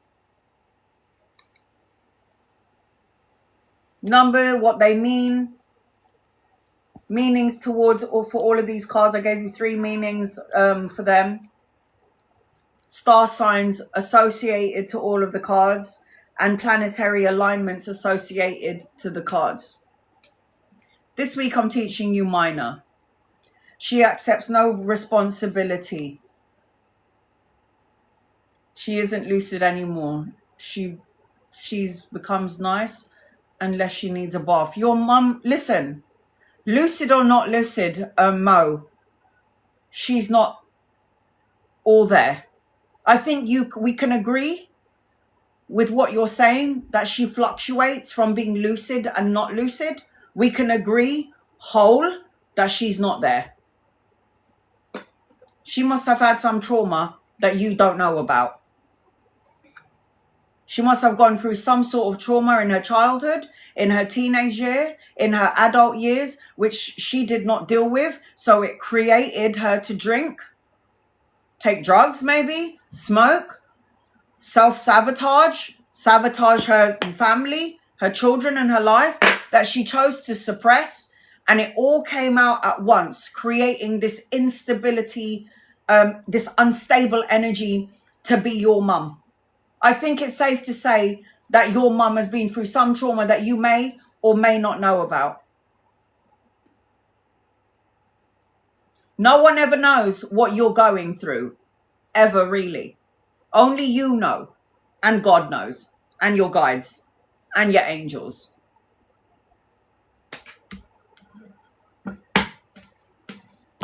I'm gonna get started. So on the tarot, otherwise you're gonna be here forever. Okay, so the first thing that I wanted to talk about was the minor arcana cards. We already been through last week the basics of the major arcana cards, the planetary alignments and the star signs associated to them. And there are 22 major arcana cards. I know, and I chose it. And that's the one thing that you have to learn. You are going to be a highly evolved soul, Mo, because of your experiences with your family, with your parents, with your romantic partners, with your children. They will mold you into the person that you're going to be in the future. But you have to also create the mold. You are, at the end of the day, the creator. They're going to add in their mold to who you are, but you can shift and change that mold. I don't like the way you treated me. There's a bit of a lump here because you treat, so I'm going to remove this lump and I'm going to make it nice and smooth. I'm going to make sure that I create this mold in the image of the way that I want to see me. That's how you create your life, by molding whatever's been coming at you. I don't like this bit of me. Get rid of it. I don't like this feeling that my mum gave to me. Get rid of it. I'm going to pave over that mold, that bump, and create a soft patch here. That's how you evolve through your experiences. So last week I went through the majors. This week we're going to go through the minors. The minor arcana cards consist of 56 cards. The major arcana cards, like I said last week, represents fate and destiny. We are not going to avoid any of this. Every single one of us, like I taught you in the beginning last week when I did the tarot number 1, part 1, was that we all are going to go through these stages of the major arcana card. Yeah, it's starting with the Fool's Journey, taking a leap of faith, the new adventure, trying to manifest the things that you want to manifest, trusting your intuition on this journey, abundance. So I will say, no worries. So the tarot, the major arcana cards are something that we're all going to go through. We've all been through upheaval. We've all had toxicity, addiction, greed in our lives, something toxic, a relationship, drugs, a family member being on drugs and having to take care of them. We've all been through, like the birthing of a child, a holiday, growth potential, learning, healing. We've all been through mysteries and seen things, intuitive abilities, dreams, visions with the moon card. We've all been through wish fulfillment. We all had a miracle in our lives. I didn't think that was ever going to end, but look, I'm here today. We survived it. The miracle, hopes and dreams. We've all been through upheaval, destruction, the crumbling down of our world, work, love, family, chaotic energy, illness, death of the family. We've all been through that, haven't we? We've all been through toxicities, haven't we? We've all been through healing and needing to find balance in our lives, from work, the mundane, our family, being a mother, a father. We've all been through that, haven't we? We've all lost somebody. We've all had a spiritual awakening. We've all had an illness that we've all recovered from that we shouldn't have. We've all had an awakening or a near-death experience, or somebody dies in the family, which is an awakening for us, which is a transformation. We've all been stuck in our lives and we need to look at our situation from another perspective, yeah? We've all signed a contract. We're all here for karma. We're all going to get married or get a divorce. We're all going to sign a contract, a new house, a new car. We've all been through that, haven't we? We've all got a new car, new opportunity, new adventures. We all took a gamble. We are all going to somehow want to travel around the world. This is what we're wishing or praying for. We've all spent some time on our own and done some soul searching. We've all healed someone at some way, time or another. We're all stronger than we think we are, because if we weren't that strong, we'd be dead right now. We wouldn't have survived all of this chaotic bullshit that's going on in our external world. We all want to make moves and we don't want to procrastinate anymore. So we take action, getting a new car again. We've all fell in love. We've all had choices in love. We all have, some of us have got our divine counterparts who we're going to grow old with. We've all want to get married, been married, tap into our spiritual learning lessons, Hierophant. We've all been authoritative figure, yeah? A woman that thinks like a man, power, leadership role. A woman in her absolute power, pregnancy, birthing. We've all been through this, haven't we? We all have psychic abilities that we need to open up. We're all majestic and magic. We can manifest. I said that. I thought about that. And look, it's happened. We've all co-created, haven't we? And it all started from the beginning. Taking a leap of faith, which got to the end. Learning all the lessons from the beginning to the end. So I was going to write down a few words for the minor arcana cards. But I thought, you know what? I'm going to make it real easy. I'm going to use the cards with the words. So you can go on Amazon and get Learning Tarot, and it's got everything that you need to know on these cards. Yes, number one is the first one, so I'm going to start now. So minor arcana cards are 56 cards. They include the people, the court cards, and they include events. So if you don't have these cards, I highly recommend that you get them. And when you memorize these cards, you're going to end up using these ones. You're not going to need the words anymore. That's how I learned. I took notes, took other pieces of information to memorize for myself. Do it your way, but also you can take it from here. So instead of, I was going to write down a whole bunch of stuff, meanings of what I was going to put down and read it from the list. But I thought, you know what? No, I'm going to do this. I'm going to do this. So this is part 2 of Teach Tarot. We're going to start off with wands. We're going to start off with the wands. So the wands card is fire energy. Aries, Leo, and Sagittarius. You can write that down if you haven't done it last week. These are minor arcana cards, okay? So I'm going through the minors because last week I went through the majors. Now, when you've got the Ace of Wands, you can write a couple of words attached to it. I'm going to give you meanings reversed and upright and reversed. Now, you can read the cards however way you want it. I read both upside down and I read upright. But if I'm pulling the cards and I read it upright, I'll also give you the meaning of it upside down, even though the card comes up upright. So be versatile. Trust your intuition when you read the cards. And then I can show you. What about sideways? Yes, I always say this with the cards.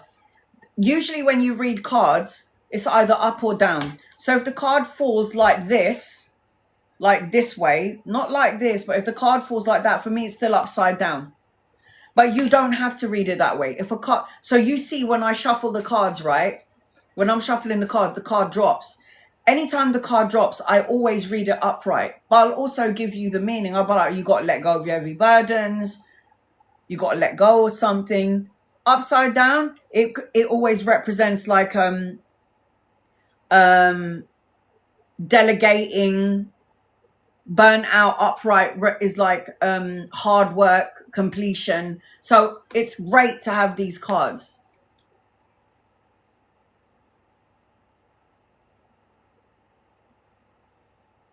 All right, here we go.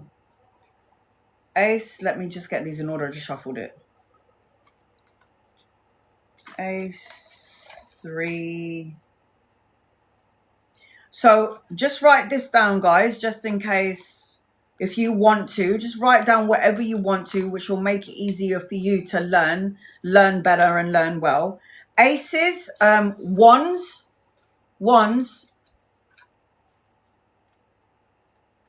Is my screen frozen for anyone else? I've seen them land on the table perfectly sideways, so I get stumped. If it lands sideways, yeah, if it's landing on this sideways, just read it upright.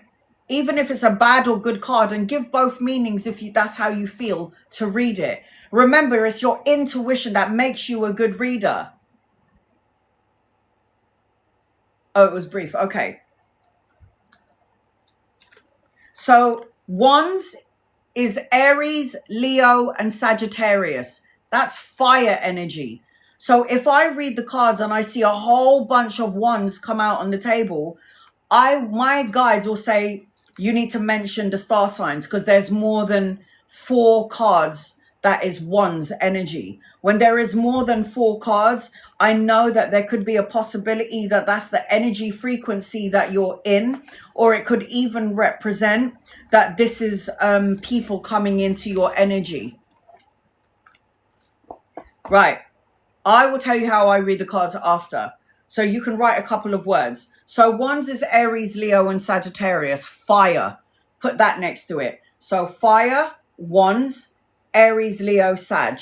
Those are the fire signs. So when I'm reading the cards for you, and I'm like, okay, I don't see any court cards or people, but I am seeing a hell of a lot of fire energy. I know I'm going to be dealing with heated energy. I'm going to be dealing with possibly an Aries, Leo, or Sagittarius energy.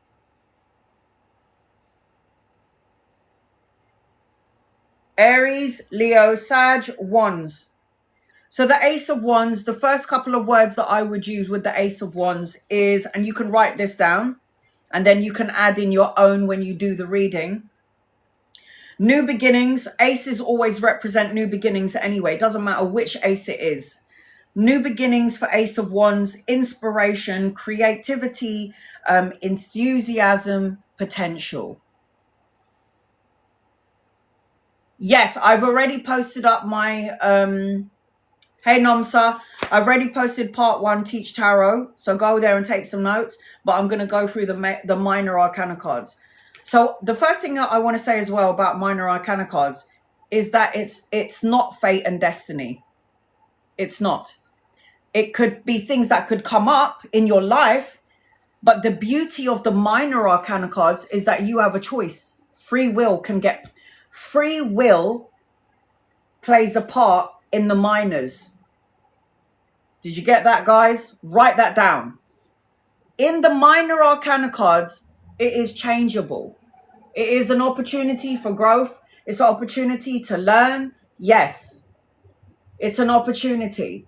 So free will connects to the minor arcana cards. Major arcana cards. Major arcana cards.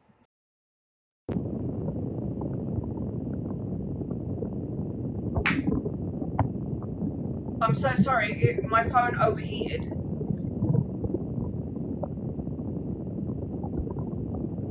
My phone literally overheated and it just completely cut off. So I now got to put the fan behind I gotta put the fan behind the phone because my phone completely overheated. Am I frozen, guys?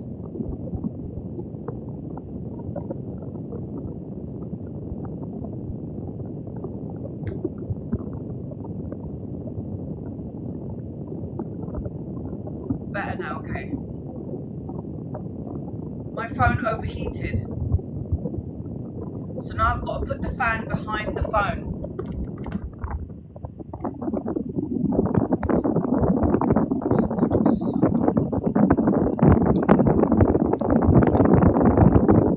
Sorry about that.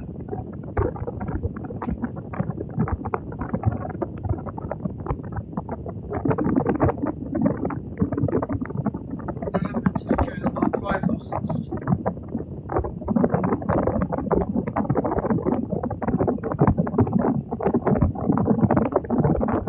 Mine has been, and the weather here is not good either. It's so hot.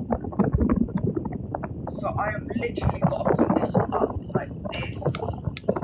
So at least the fan is on my phone because it was bloody overheated. God, my phone overheated and died. It is an iPhone, yeah. I am due for an upgrade, but my phones never break. My phone, oh, touch wood. So what was I saying?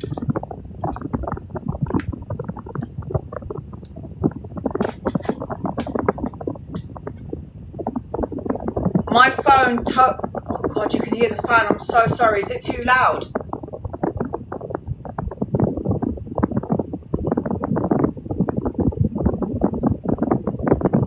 Is it too loud, guys?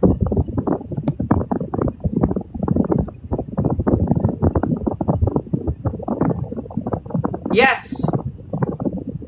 Yes.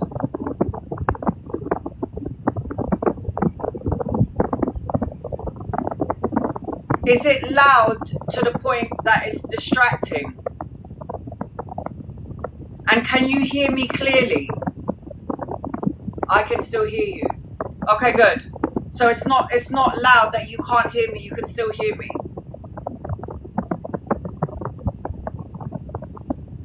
Okay, good. Okay. Because I don't know how I'm going to turn this without it, because my phone will probably end up turning off again if I don't keep the fan there. All right, so major arcana cards is fate and destiny. Major arcana cards is things that you cannot change. I tell you, it's iPhone about to release a new phone. Never fails. Mine has been doing the same. Who's a Samsung girl here? I don't like Samsung. Shall I tell you why, Nomsa? Because a fucking computer and a phone. I like really simple, easy way to do things. And my brother's got his Samsung phone and he's opening up all of this shit. And he's like, look at this, look at this. And what the fuck is all of this crap? I was like, just keep it simple, yeah? I don't like all of it.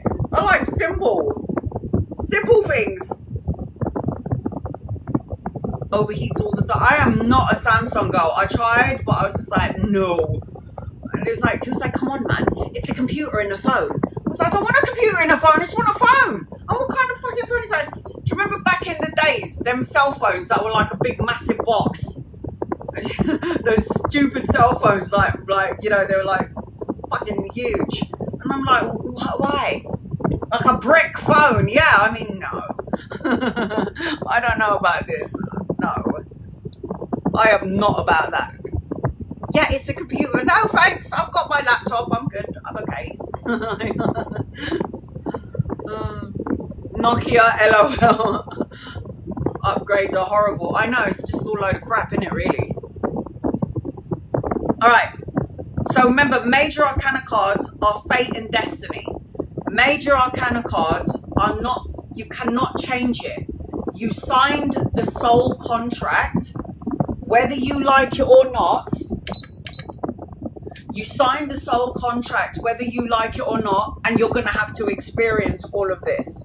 Now, the great thing about the major arcana cards is we have all experienced every single journey one way or another in our lives. all of us have had this experience. You cannot come into the physical world and not have had all of the 22 experiences in the physical world in life. So remember, guys, and take this on your notes. Major arcana cards, fate and destiny cannot change. A part of the soul blueprint. You signed up for all of that. Minor arcana cards, changeable. Free will comes into it. Yes, I can change my fate. Yes, I can change my destiny. Yes, with my free will, I can choose to fight or ignore. Yes, with my free will, I can expand and look somewhere else, travel and collaborate, or maybe not. We have free will with the minor arcana cards. The minor arcana cards is events that will happen in our lives, opportunities and opportunities that will happen in our lives, and we can choose to go for it or not go for it. We always have a choice. So the 3 words again associated upright to the Ace of Wands is inspiration, new beginnings, creativity, enthusiasm, or potential. These are keywords upright. So when you get this card and you learn from the teaching card, you will then evolve to the ones without the words. So again, Ace of Wands, upright. You've got inspiration, new beginnings, inspiration, creativity, enthusiasm, and potential. Now, when the Ace of Wands is upside down, these are the key words that you can write down, but also get your own words. Yeah. Upside down, you can say delays, lack of motivation, wasted potential, or uninspired.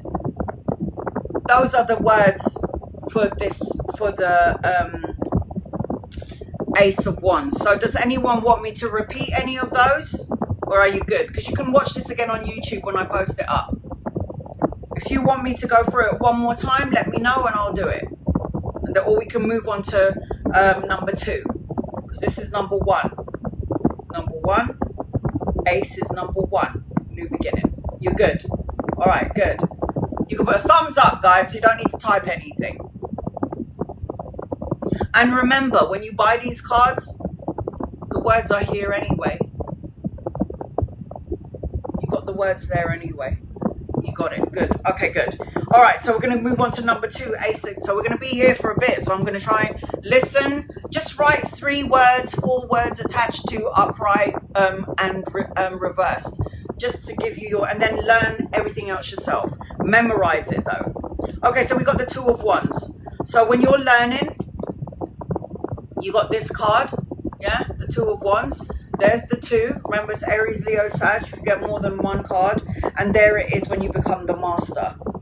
Okay? So the 2 of Wands, when you want to do a couple of words with the 2 of Wands, you can say things like, when it's upright, planning, future vision, decisions, crossroads, discovery. Even courage is a good word for this card. Courage. So planning, future visions, crossroads, decisions, courage, and discovery. And then when you read this card upside down, the 2 of Wands, the key words to the 2 of Wands, you can write fear of the unknown, indecision, over planning, or even missed opportunities. Missed opportunities. Allowing uncertainty to prevent any sort of progression. 2 of Wands, upside down. Thumbs up for everybody. Got a couple of words there? As long as you get a couple of words, that's what's important for me. And then you memorize that. Okay, 3 of Wands. 3 of Wands, upright.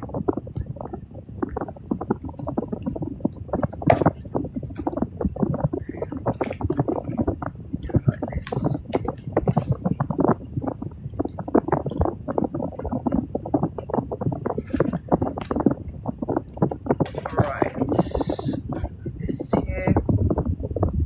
working with a really tiny round table, so it's not easy.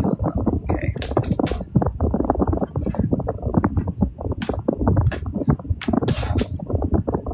Okay, so now we're on the Three of Wands. So let me hold up the Three of Wands. So this is the beginners, and then this is the pro, right? So the Three of Wands, you can write things like, when it's upright, expansion, foresight, progress, opportunities, exploration even. Expansion, foresight, progression, opportunities, exploration. Any word that connects to you with this card, write it down.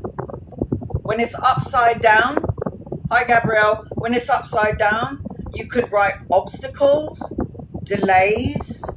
In this energy, you feel frustrated, resisting the change, unfulfilled potential. But ultimately, I always say there's a delay or a block when it's upside down.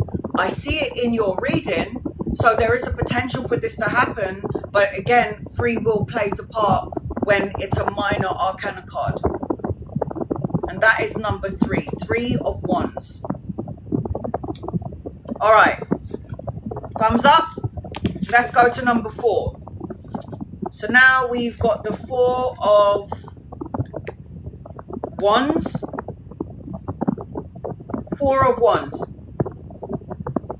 The Four of Wands, upright, we could talk about weddings, celebration. There is harmony. This is community, homecoming, prosperity. So these are the words for this card. This is always a wedding for me. Something a celebration. So if you read for someone, this card comes up, you could be like, is there an anniversary, a birthday, some sort of a celebration, or there's a gathering of the family, and people will be like, oh my God, how did you know that?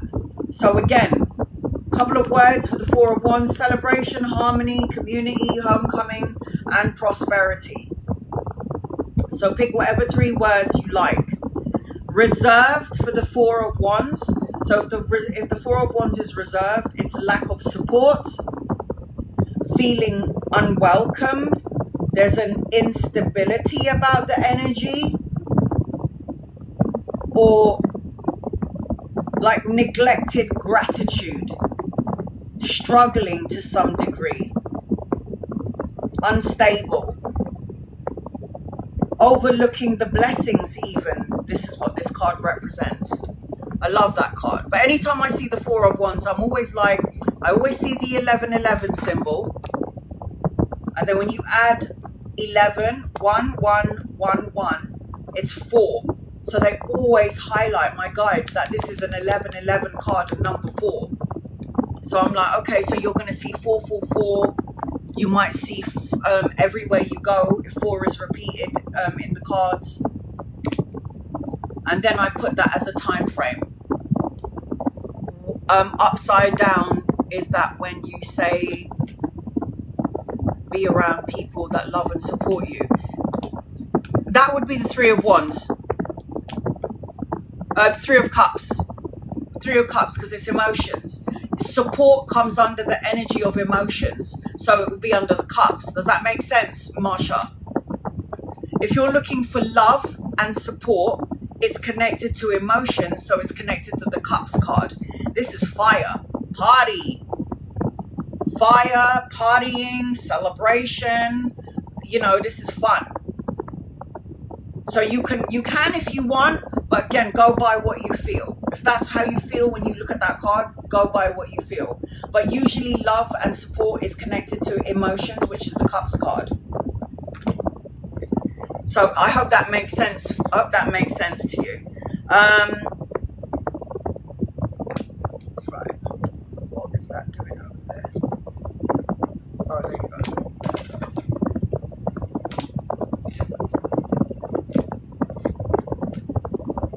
Water. Cups is water. So this is the information that I gave you last week. Cups is emotions. Swords is the intellect, the mind, the ego. Wands is fire, passion, creativity, lovemaking, projects. And then pentacles, coins, money, earth energy, work, base chakra. So I did put all of this last week. So on part 1, go and check it out on YouTube. All right, 5 of Wands. So remember, throughout the board, no matter which ones it is fire energy. Aries, Leo, Sag, fire, passion, argumentative energy, war energy, conflict energy, burnt out energy. It's fire. So when you got the 5 of Wands in your reading, a couple of words upright, so you can write this: conflict, competition, tension, struggles,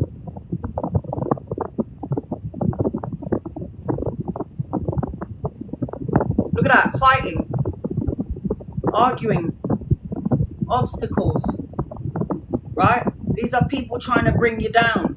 Or this could be going on in the background in your life, that my family are having an argument and I'm sitting in front of you smiling like everything's okay. Hi, CJ.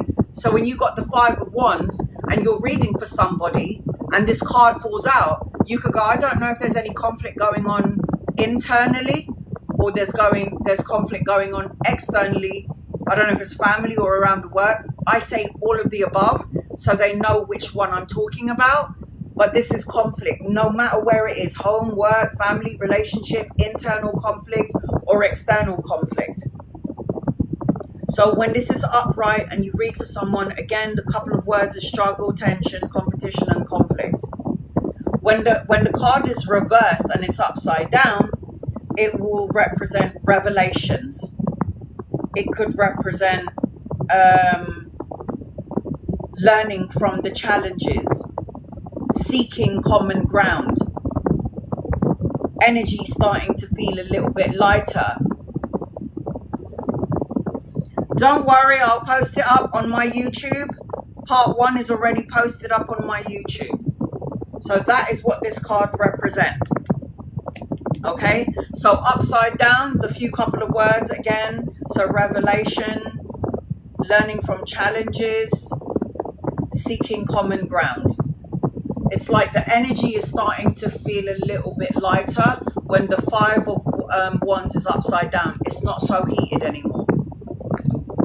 But remember, Wands is fire. There's always going to be something going on. Something that's going to shake you up a little bit. All right. So now we're moving on from 5 of Wands to 6 of Wands. 6 of Wands. So what does the 6 of Wands represent? For me, this card is a victorious card. So when it's upright and you see this card and you're reading for someone, you can say words like, oh, there's victory and success, recognition, achievement, boss, leadership energy. So these are the key words to the 6 of Wands upright. So victory and success, leadership, achievement, awards. This is what this card represents. When it's upside down, the 6 of Wands, delayed success, the lack of recognition, arrogance because it's fire, falling from grace, somebody who is egotistical and then like the universe brings them back down from their, you know, like I said, falling from grace energy. So when it's upside down, these are the key words to it: delayed success, lack of recognition, arrogance, falling from grace.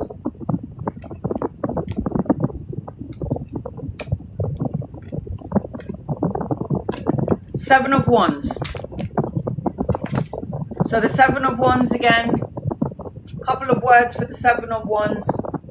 You can write things like I always say when I see this card, be your authentic self. Authenticity. Yeah? Courage. Perseverance. Defending yourself.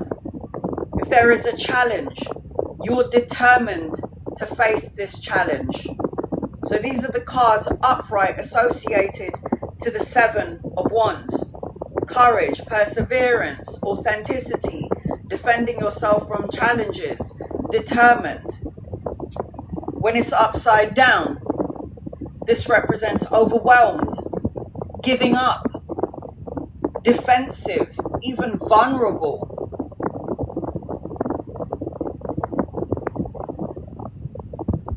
So I hope you got a couple of key words from that.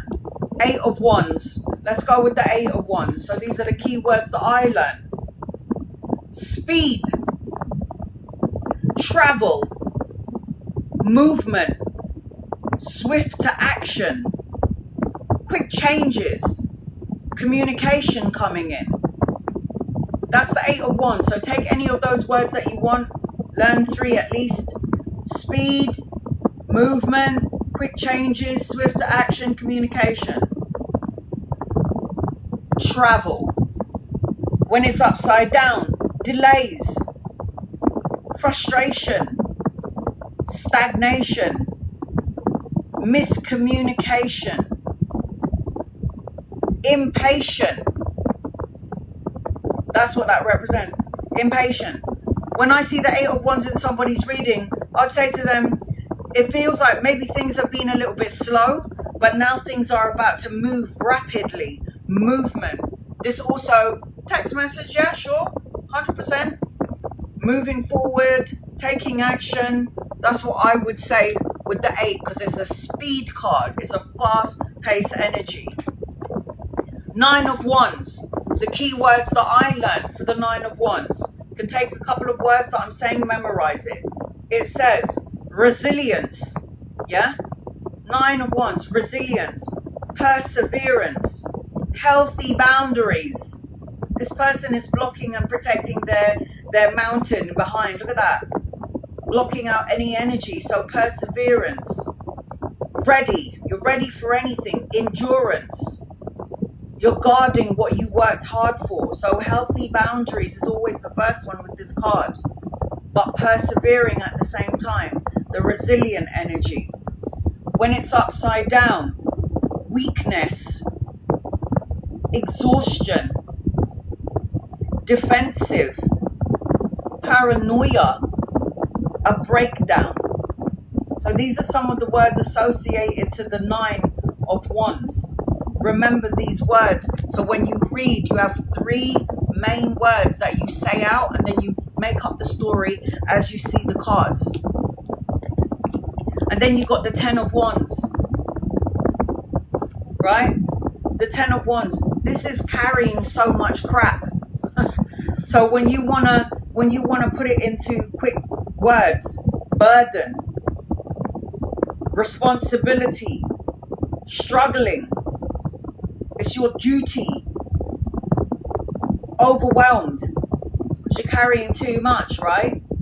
When it's upside down, then it means the opposite, doesn't it? You're releasing all your shit. Delegation. Overcoming adversities. Learning to let go. Not taking somebody else's energy like it's yours, but letting it go. So it's always the reverse of what it means, right? It's always the reverse. So anything that comes to mind, when you know what it means upright, think of what it means opposite. What's the opposite? But these are the words that I learned. Right. Pages. I know we went through them briefly. This is always a child energy. Child. Good news, a message and an offer. Study. Enthusiasm. Discovering. Creativity. Inspiration, passion. When it's upside down, hesitation, lack of direction, pessimism,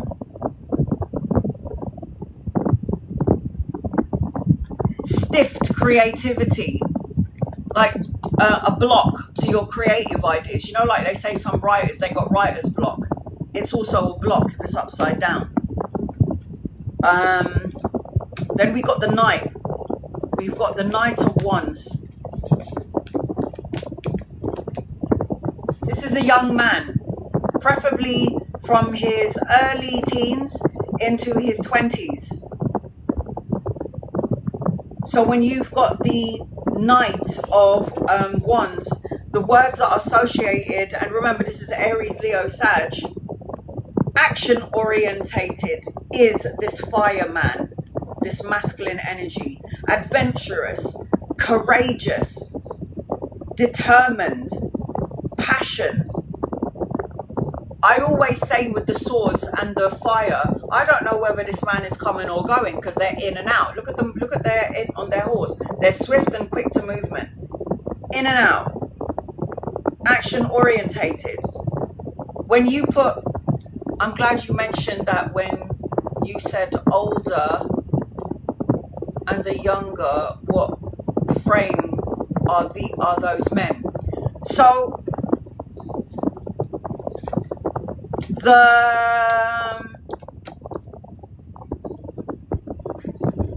when I feel these cards in terms of their age, this is from 18 to 29. 18 to 29. This is 30 upwards. I just say older masculine, younger masculine, but the page is child. So if you're asking me about your man, yeah, and this card comes up, I'm going to be like, this is a man who's older than you, like you said, but for some reason he embodies the energy of a child. And he's in and out, immature. And then you're coming out as a queen. So when I see this and this together, I would say to you, oh, he thinks he's a man. And he's narcissistic in some, depending on the cards that surround it. But he's actually a man-child. That's what I would say to my reader. He's immature. He's quick to speak. You don't know whether he's coming or going. He thinks he's a man, but he's actually a boy. Put those two together.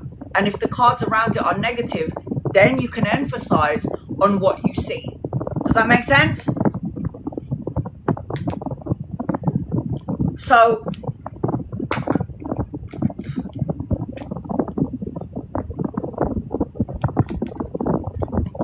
good. So again, upright, action, adventurous, courageous, determination with the Knight of Wands. When he's upside down, what is he? Reckless, aggression, frustrated, takes his time, delayed energy,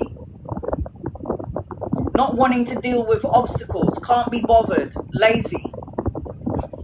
But reckless is what I would say definitely about a Knight of Wands. All right, and then we're going to go to the Kings. Couple of words for the Kings.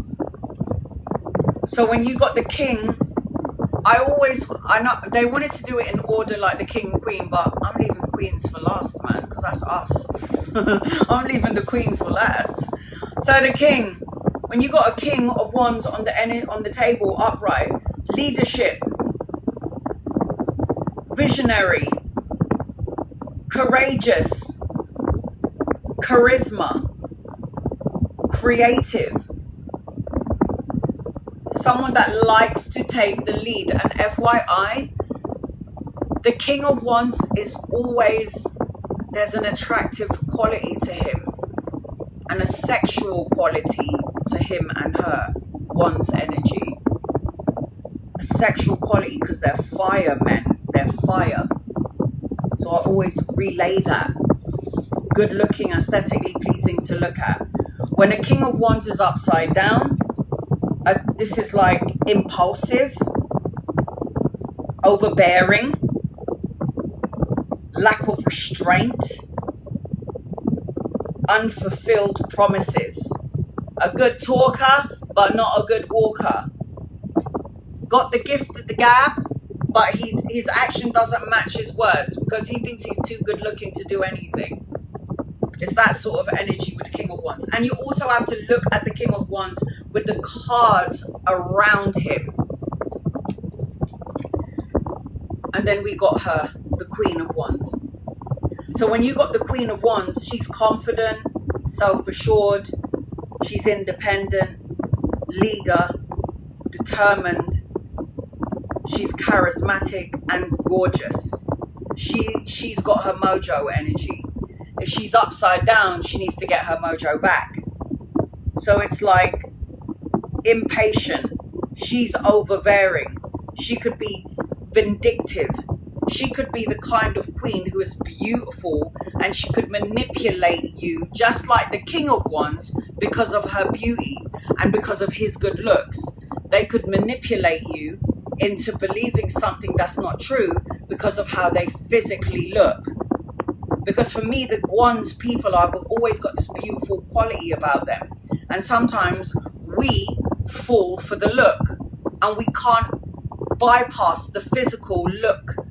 We can't bypass that to go underneath the surface of what they truly are, which could be possibly a little bit narcissistic, egotistical. Look at me, I'm so gorgeous. That sort of energy. Does that make sense? So Wands are fire, passion, attention seeking, life of the party. Hi Sylvia. So that is the energy of the Wands, okay? So I hope I've given you a couple of words that is associated to the Wands energy, the characters and the meanings of it. So you should have at least had 3 words for each card. Now we're going to move on to the Aces. Cups. Cancer, Pisces, Scorpio. Usually the life of the part. Geminis are the thinkers. Geminis overanalyze and overthink things like Aquarius and Libra. They want to know. I'm a Gemini. I'm a Gemini rising. So I want to learn everything about everything. I read books. I want to educate myself. I would like to know about your business. I want to know what's going on with you and you and you. I am all over the place. I'm always analyzing and overthinking things. Gemini is an air sign, always moving and flowing. Life of the party are usually the fire signs. They bring the fun and the party. That's usually you must have Ellie in your birth chart. When you know what time you're born, you must have some fire placements in your chart. If you know your sun, moon and rising sign, you might have a lot of fire placements in your chart.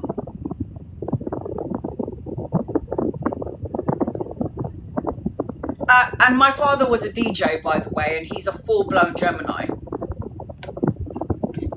Good, and he's a speaker as well, using your voice. Geminis like to talk. Gemini, I'm not life of the party Gemini. My dad's a DJ. I've got my dad who's a Gemini, and I've got my nephew who's a Gemini. So Rocco is a Gemini as well. But he's like, stays at home and plays on he's a fucking genius. So he sits at home and he's like, he can design computers. And my dad was completely the opposite of him. My dad was like out there, DJ, the life of the party, always on the mic. So there's always different attributes depending on your sun, moon and rising sign. But I just want you to know that your sun, moon and rising sign, it's not just the 3. There are 12 houses. So you know when you do your sun, moon and rising sign,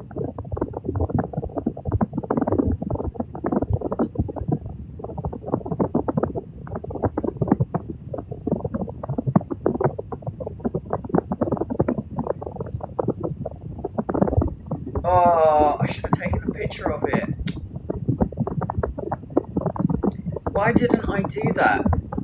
I'm going to show you something. You think that those are your only attributes? Sun, moon and rising sign is very important, 100%.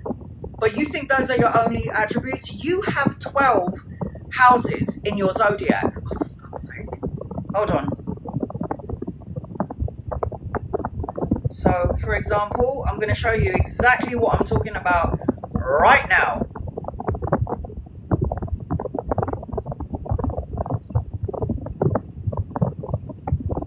Three.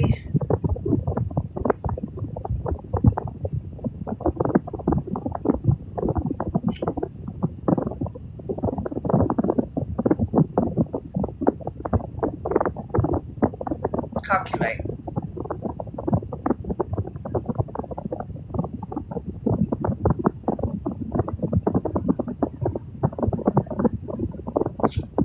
Oh, something went wrong. Hold on. Sorry, guys. I'm so sorry. Don't get it twisted. I'm going to say that I should send you my birth chart. So I'm going to show you. You can go... Okay. Why is this doing this now? Come on. I need you to work, please. 1980.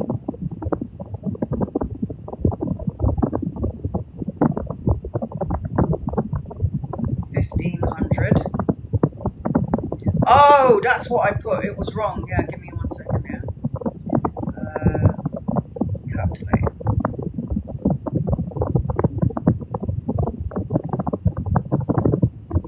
So, don't get it twisted. It's not just 3 signs. So this is me. Yeah. Let me just flip. Mirror it. So this is me. This is my birthday. Yeah. So my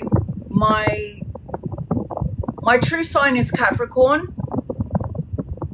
Gemini is my rising, and then Virgo moon. But then when you look,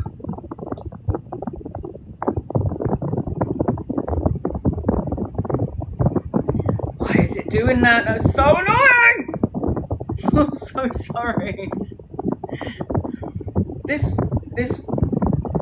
I want to show you how important it is to know exactly what you are, and you should definitely, I know knowing your sun, moon and rising sign is extremely important, but if you are able to know what your whole birth chart looks like, then you will gauge your personality and you will gauge why you are the way you are. You'll also be able to see why you get on with certain members of your family because of your actual placements. Why does this thing keep coming up?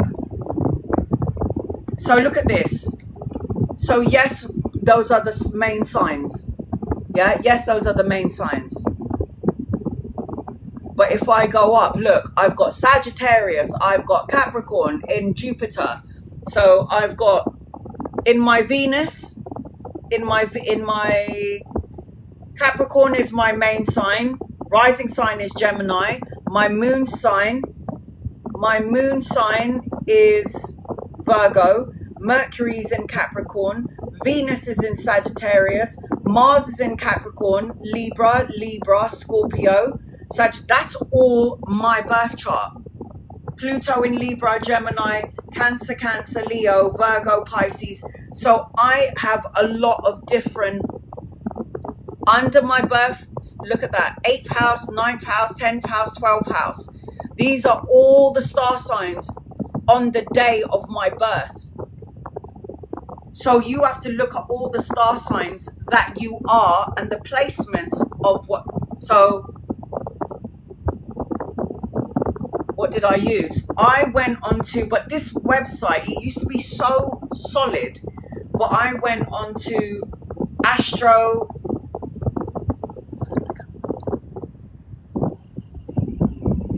Take a picture of it. I went on this one. Calculate your sun, rising sign. Astro Sofa. Screenshot of it. I did the net. Yeah, you could do any one that you find is fine, but I just put sun, moon and rising sign calculator. I use that website, but it's been a bit up and down lately. So take a picture of that, guys, so you can go and check it out yourself.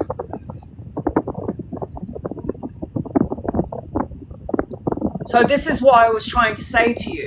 I might be a Capricorn, Gemini and a Virgo, but if I have from the top to the bottom, my 12th house, from my star signs and all of the planetary alignments, which star sign is on all of my 12 houses and the you know, from the top to the bottom. I'm going to look at how many Scorpio energies within me. I'm going to look how much Capricorn is in me. If I have like out of my 12 houses from the top to the bottom, and I've got more Capricorn, then I'm ultimately Capricorn earthbound energy.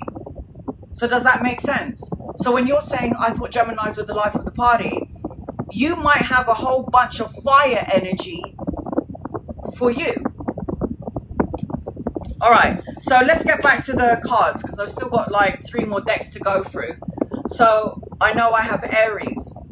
I think I have predominantly, I've got to check it out again, but it's just like my internet's not working properly. But I have, I'll tell you when I see you the next time. But okay, so we're going to start off with the Ace of Cups. So the Ace of Cups is Cancer, Pisces, and Scorpio. Oh, no Aries. Okay, no Aries. So they would definitely wind you up. You'll be like, what is wrong with you? All right.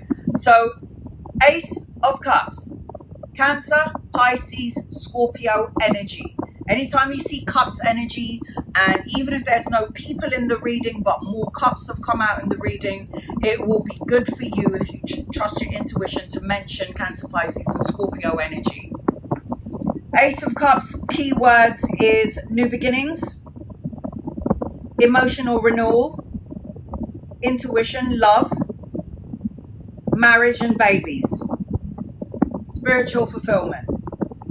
These are the couple of words associated to the Ace of Cups upright.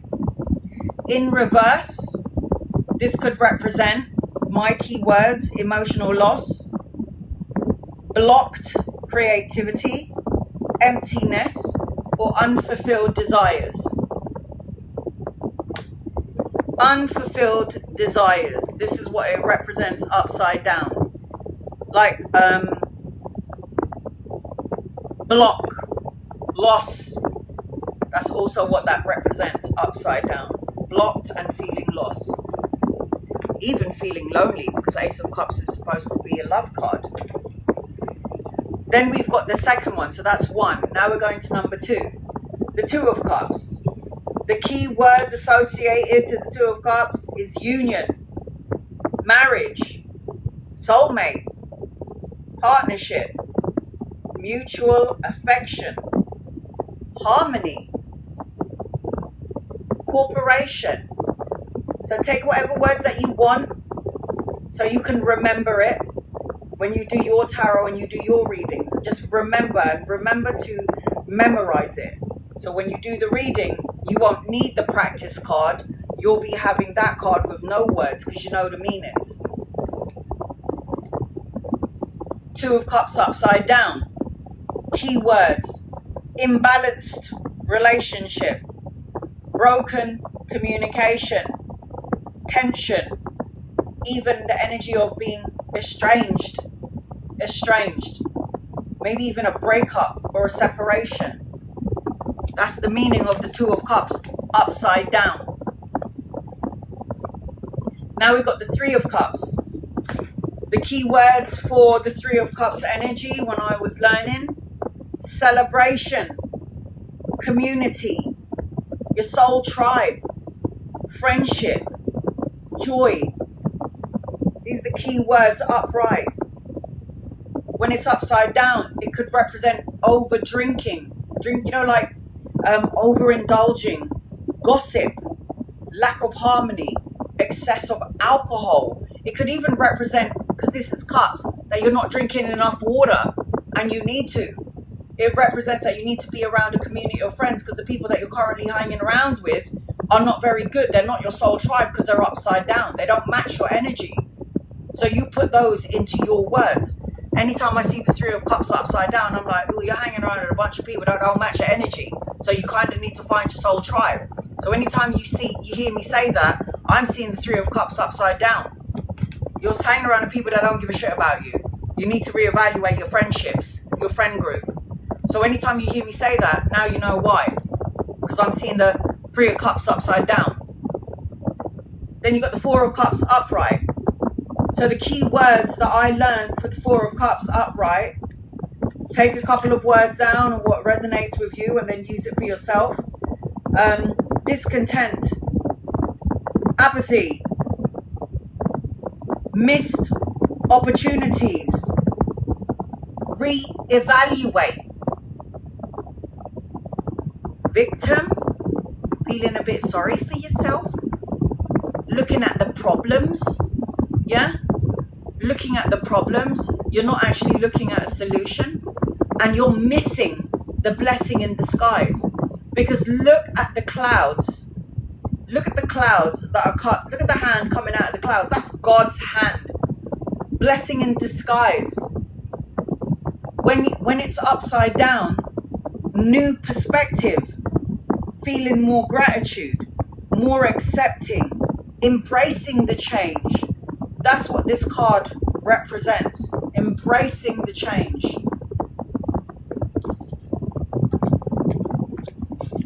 So now we've got the Five of Cups. The Five of Cups. These are the words that I learned from the Five of Cups when it's upright. Loss, sorrow, regret, focusing on the negative, overlooked blessings. You're too busy sitting in your sadness that you can't see past your sadness.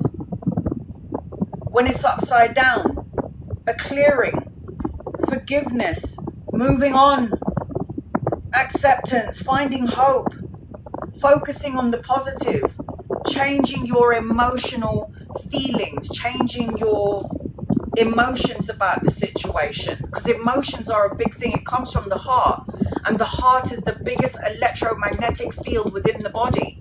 So it's really important that you line up your emotions with your manifestations and the things that you want to manifest into your life. And then you've got the Six of Cups.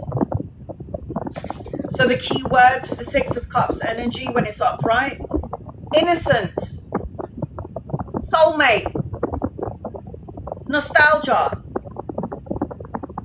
childhood memories and joy, simple things in life, simplicity. When it's upside down, your client that you're reading for seems to be stuck in a past memory, stuck in the past, naive, unrealistic expectations, growing pains, pains that haven't yet been resolved or dealt with. You think you're with a soulmate, but it doesn't look like that to me.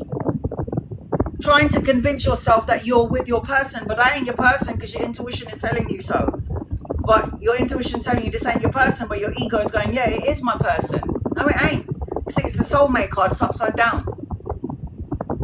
Seven of Cups. A couple of words are the words that I've learned for the Seven of Cups when I was learning.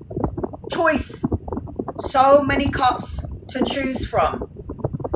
An illusion. Temptation. Fantasy. Commitment issues. But many doors opening for you. When you have many cups, it means you can choose from one of these cups. Too many opportunities, too many options. I don't know what I'm going to do. So sometimes this could be overwhelming. But for me, I don't look at Seven of Cups as an overwhelming card. I look at it as in, wow, look at all of these opportunities coming my way. Which cup can I choose from? Not, oh my God, I don't know what to do. There's so many options. I look at options as a good thing. When it's upside down, the words associated to upside down: clarity, making a decision, reality check, wisdom.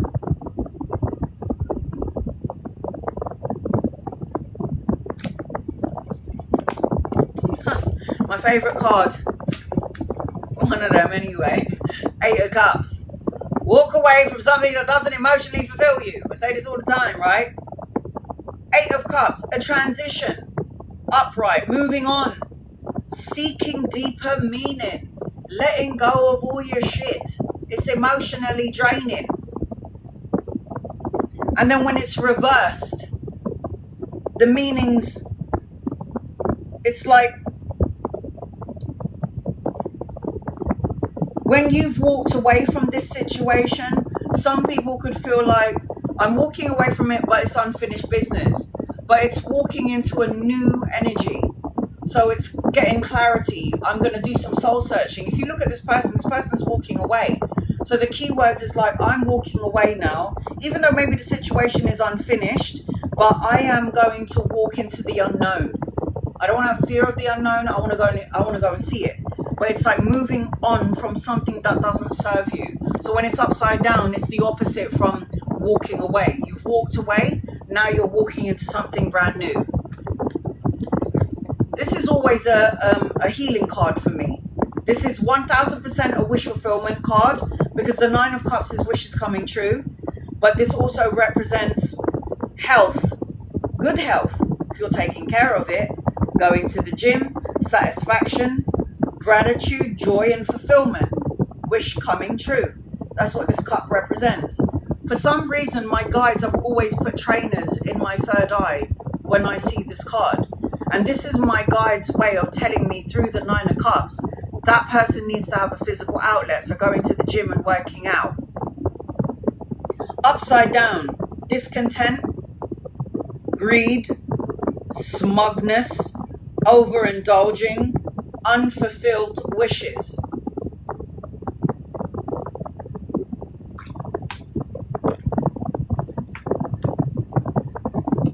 Ten of Cups. Family card. Ultimately, this is what this card represents. It represents family in the home. Okay? Fulfillment, harmony, family bliss, gratitude, emotional contentment, the happy family. When it's upside down, it could represent disrupted harmony, discontentment, broken home or broken relationship, unfulfilled desires, or emotional isolation.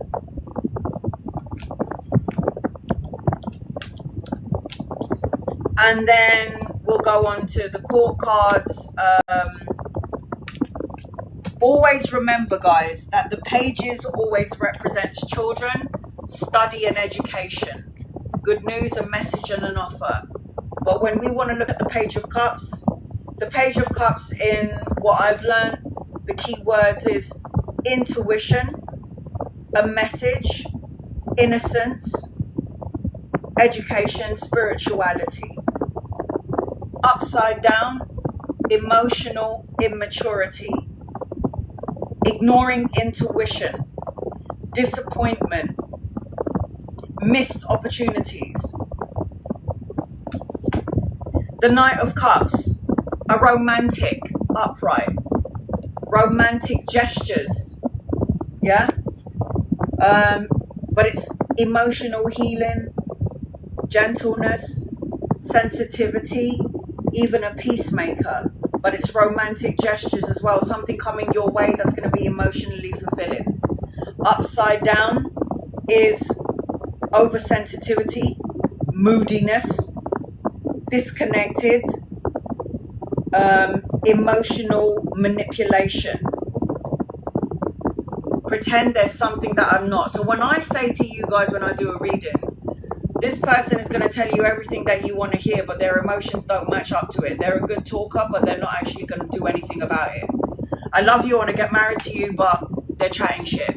They're not planning on making any moves. And also on top of that, there could be hidden emotions about that person that you don't know about. Same for the King. Hidden emotions. Upright though, when you get the King, this is the man. The King always represents compassionate, leader, emotional stability, wisdom, and supportive. That's the King of Cups. And then when he's upside down, emotionally manipulative, withdrawn, overbearing, aloof, or indecisive. I also look at the King of Cups upside down as a man who's got a lot of stuff going on in their chest, in their soul, going on in their experience, but will never tell you exactly what it is that they feel about you. So you'd hear me sometimes say to you, okay, I see this man and he's upside down here, but I feel like there's a lot of unexpressed emotions or feelings towards you, and I don't know if he's going to be very clear on how he feels about you, and depending on what's surrounding the cards as well. Queen of Cups energy. The Queen of Cups is the empath, the medium and the psychic. She has those abilities: unconditional love, nurturing, deeply empathic, gives unconditional love, emotional strength. When she's upside down, she is drained, emotionally depleted, overwhelmed by sorrow. It's emotions, right? Feels neglected, moodiness, smothering care, overbearing woman. She's too much. Stop bothering me, mum. It's too much. I'm okay. It's only because she cares, but even a Queen of Cups doesn't really know how to take care of herself. All right. So then we're going to move on to now. We're going to move on to Swords energy.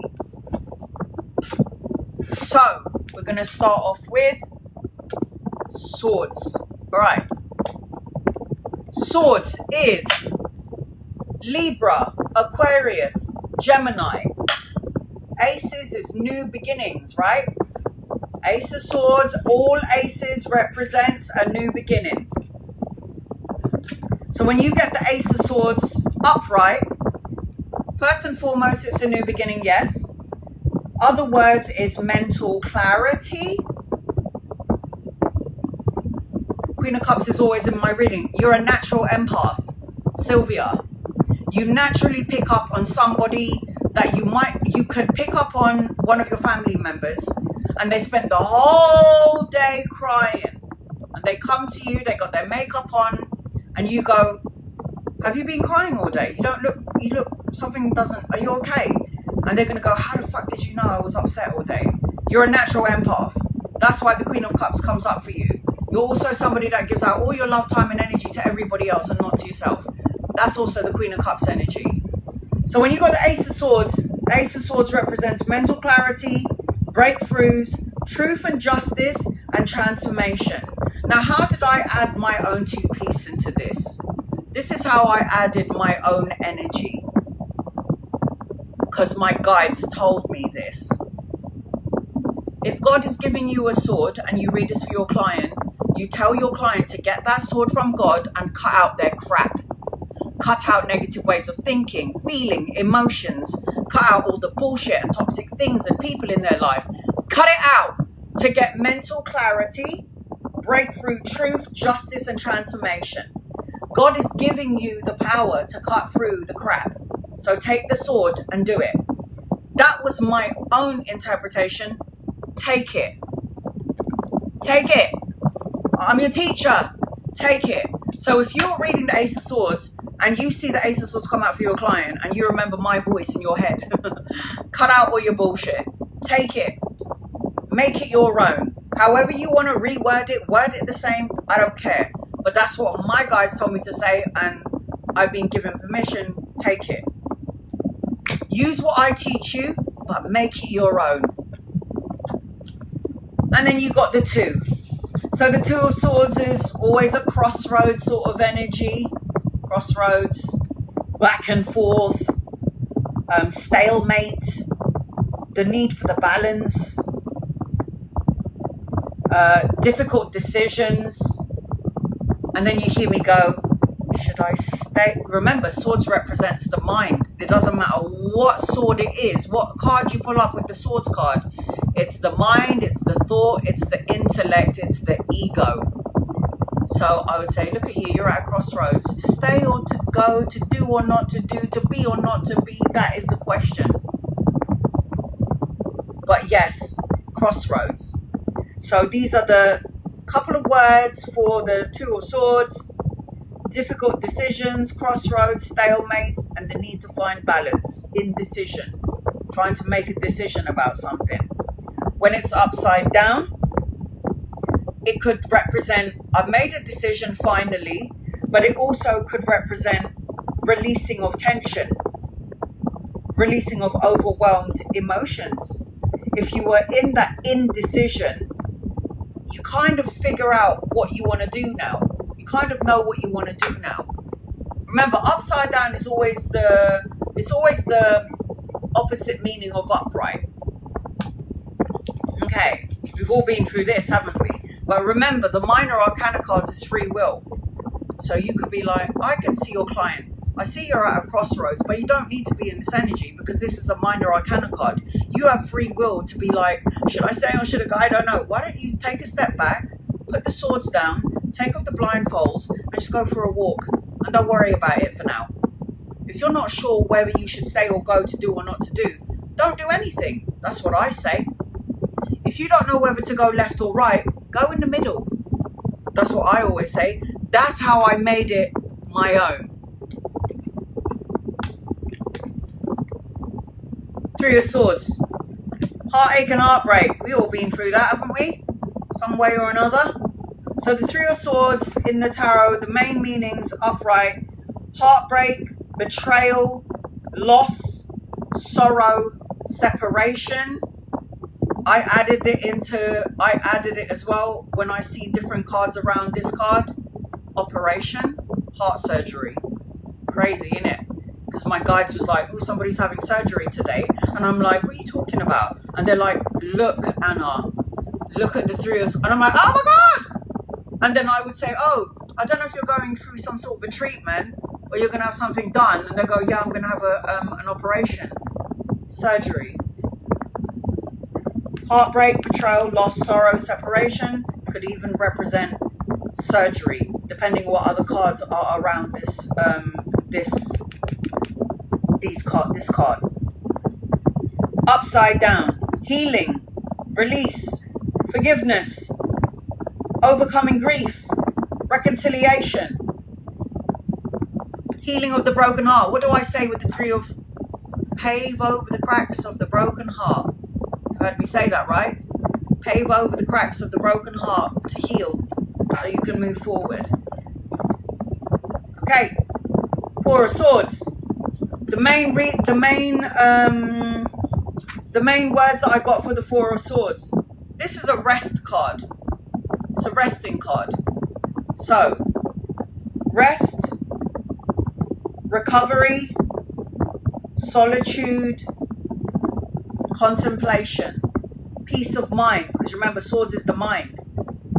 When you see this card for your reader, you say you need to find peace of mind, you need to relax, you need to get out of your ego, you need to have a break from everybody, make it your own.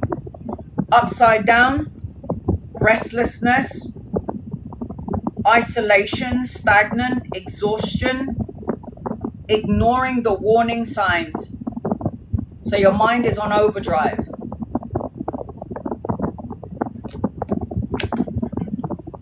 Five of Swords. This is always a conflicting card. Five in numerology represents change. Not a lot of people like change, but change has to happen for us to evolve and grow. So 5 in the tarot represents conflict, short-lived battles, feeling defeated, consequences, hollow victory or a loss. Over-analyzing and overthinking things, I say, with the Five of Swords. When it's upside down, it's reconciliation, learning from mistakes, letting go of conflict, making amends, moving forward. So take whatever words that you need that hits your soul when you look at this card. So when you do the reading for your client, those are the words that you will use. Six of Swords is always a travel card for me. You're getting on a boat and you're moving forward, you're saying to your client. Transition, healing journey, moving forward, seeking a new beginning, out of the rough and into the smooth, releasing the past, out of rough waters into smoother waters. Look at the way that they showed it in this card. It's so great and no one pays attention to it, or maybe you do. Can you see you're moving out of rough waters? And look at the rest of the water. Why is it still and smooth? It's like you're moving out of the rough into something smoother. Can you see that? When it's upside down, this card could represent like resisting change. It's a stagnant energy, unresolved issues, emotional baggage, fear of the unknown. That's the Six of Swords upside down.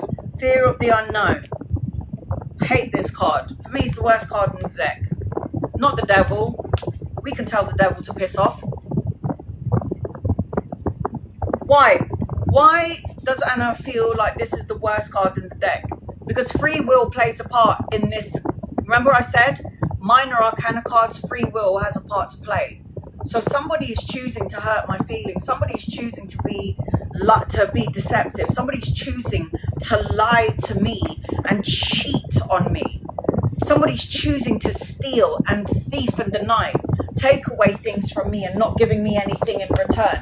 That is the energy of the Seven of Swords card. And that's why I don't like the Seven of Swords card. That's why I always say the Seven of Swords card for me is probably the worst card in the deck.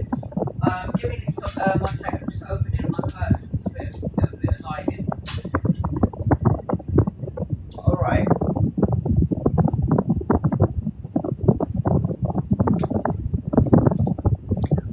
Much brighter. So Seven of Swords, let's get into it. What is the meaning of Seven of Swords upright? Strategy, deception, cautioning you, cunning, secret plans, deceit, betrayal, lies. It will be on YouTube, Purple D, yes. I already posted part 1 on YouTube. When this downloads, I will post it up on my YouTube and put Teaching Tarot part 2. Deception, lies, betrayal, shady energy, court, cheating, lies. This is this card.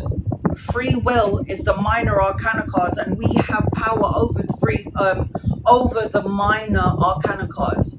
If you know that somebody's lying and cheating on you and you're saying to your client, it seems to me like somebody lied to you or betrayed you and you know about it, and I don't know if you're dealing with it so well. So if you mix it with this card, I don't know if you're dealing with this betrayal so well. So that's how you put those cards together. When this is upside down, it's like a revelation, but this represents exposure. We found out your lies. We found out the guilt. It also represents regret, dishonesty that's being revealed. You can lie and be deceitful, but when the Seven of Swords is upside down, it's like, I know what you did. I know you're a liar. I know you're a liar. I know you're deceitful. I know you're this, that, and the other. I'm not blind. So anytime I will pull up a card on somebody and they're asking me a question about someone, and then the Seven of Swords comes out and I can see that this person's got lying qualities or is betraying. Hold on a second, my sister's messaging me.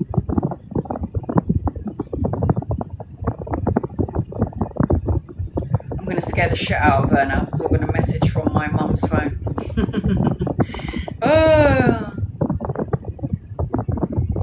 It's Anna.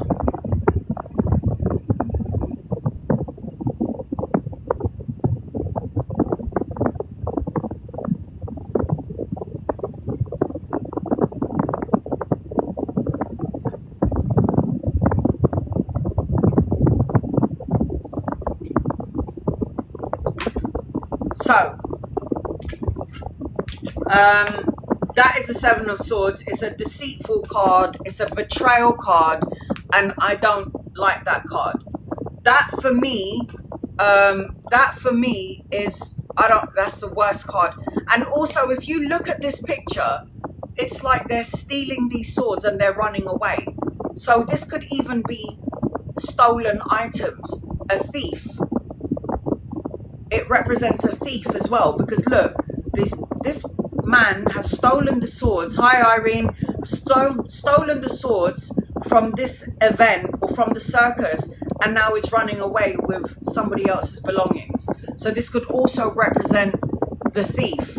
It's absolutely shady energy, absolutely. So this will be posted up on my YouTube channel as part 2 Teach Tarot.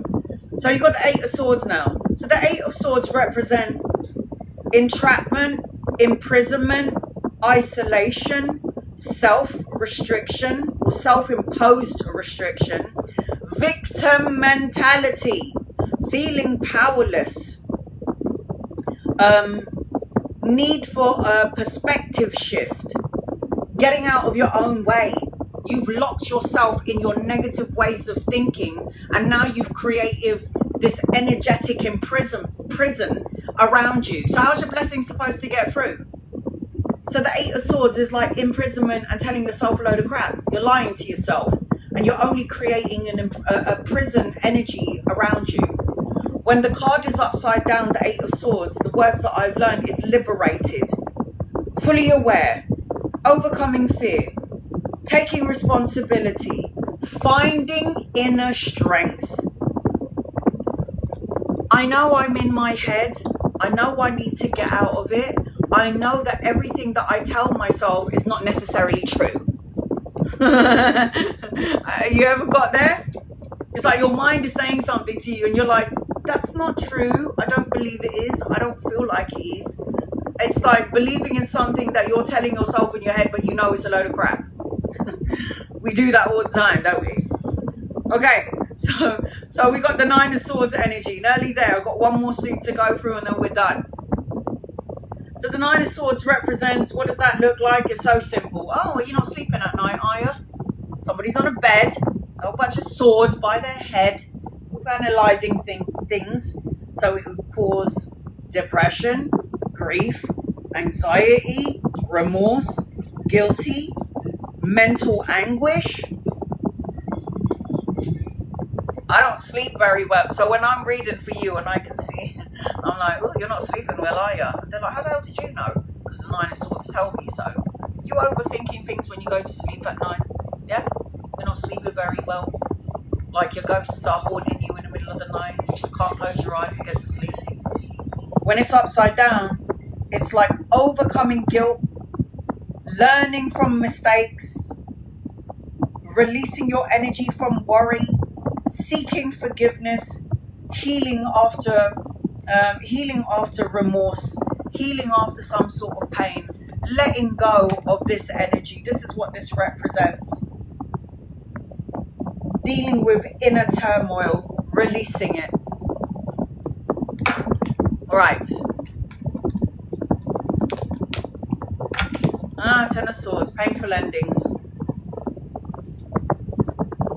10 of Swords is an ending, it's an ending, but an ending always creates a new beginning. So always put a lighter spin on the 10 of Swords. I mean, who the fuck wants 10 swords stabbed in their back? So I'm going to put it like this. If I ever see the 10 of Swords with whatever cards is around this person, I could say, are you having back problems? You having back problems from your neck all the way down to your hips? There's a betrayal, a loss, a downfall, the ending of a cycle, or victimhood upright. This is a painful ending. An ending still. When it's upside down, recovering from the ending. Hopes after despair. Releasing from betrayal. Learning the lesson. Building resilience. That's what this card represents when it's upside down.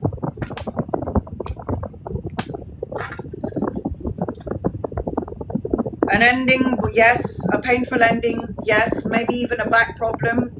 That would make you a good reader if you could mention back problem, but you have to see what cards is around. So if you get like the Temperance, which is a healing card and it's upside down, and then you've got the 10 of Wands upright, you could say to your client, you are not healing, because the healing card of the Temperance is saying that there is healing being done, but you need to heal yourself because there's only so much that your angels can do. Page of Swords, the words associated to the Page of Swords. Student, children, message, information, truthful, bravery, I guess, curiosity, childlike energy, and gossip. upside down, more or less the same kind of stuff. Deception, gossip, misunderstanding, superficial. It's that sort of energy. That's why I said this is the worst page in the deck. Because whether you're upright or upside down, you're still an asshole. You're still chatting shit. You're still gossiping up in people's faces and behind their backs. So I don't like the Page of Swords either. Little shit. Hi, Sano. Okay. Then we're going to move on to our Knight of Swords.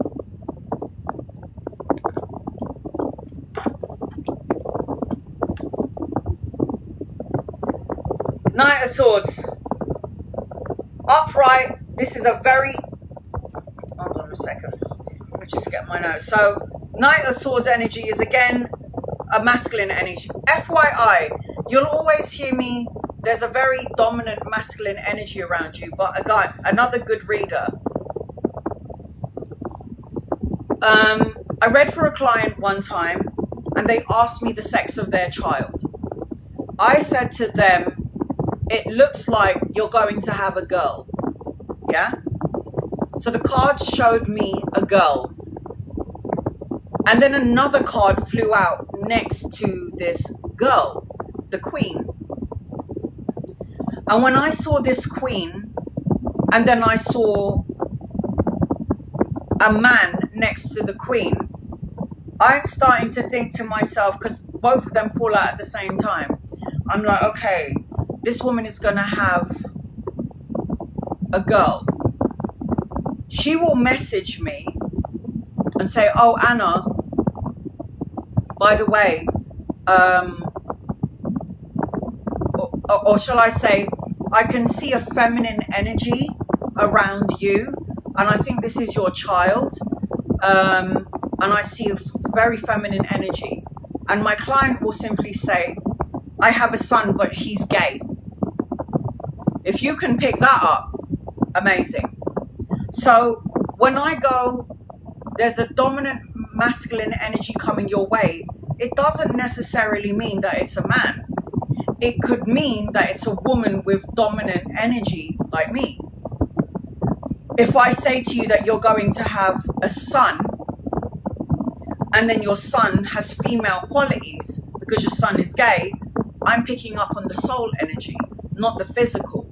So when I say to you, you're going to have a girl, and then all of a sudden you do have a girl, but then they come out really mannish and boyish, they have a very dominant, it could be one or the other. Your daughter thinks like a man, or your daughter will be gay. A very masculine energy. So you would have to pick that up. This is years of reading that I'm able to pick this up. Like, I see that you've got a son, but he's got very feminine qualities. They will confirm it to me. Yeah, my son is gay. So when you said, it looks like you have a daughter, and then, you know, the son's walking around in batty rider shorts, and he's like, hey, mom. She's like, yeah, that's definitely my son, daughter. That's definitely my daughter, but he's my, you know, he's my son. And I'm like, I pick up on that. If you are a good reader and you've been doing this for years, you will be able to pick up on if a child is got feminine qualities, but they're a boy. That's a good reader there. And I have been able to do that over the years. So the Knight of Swords is a masculine energy. Determined, swift to action, intelligent, bold communicator, very good at communication, even calculated, but also very quick to movement. You don't know, look how fast this knight is going. You don't know whether this knight is coming or going because they're quick to action. And then when you've got the Knight of Swords upside down, it's still quite an impulsive energy, still confrontation, misdirected energy, and still like there's a harshness to the Knight of Swords upside down, even worse when he's upright. Okay, where did they go? Oh, there they are.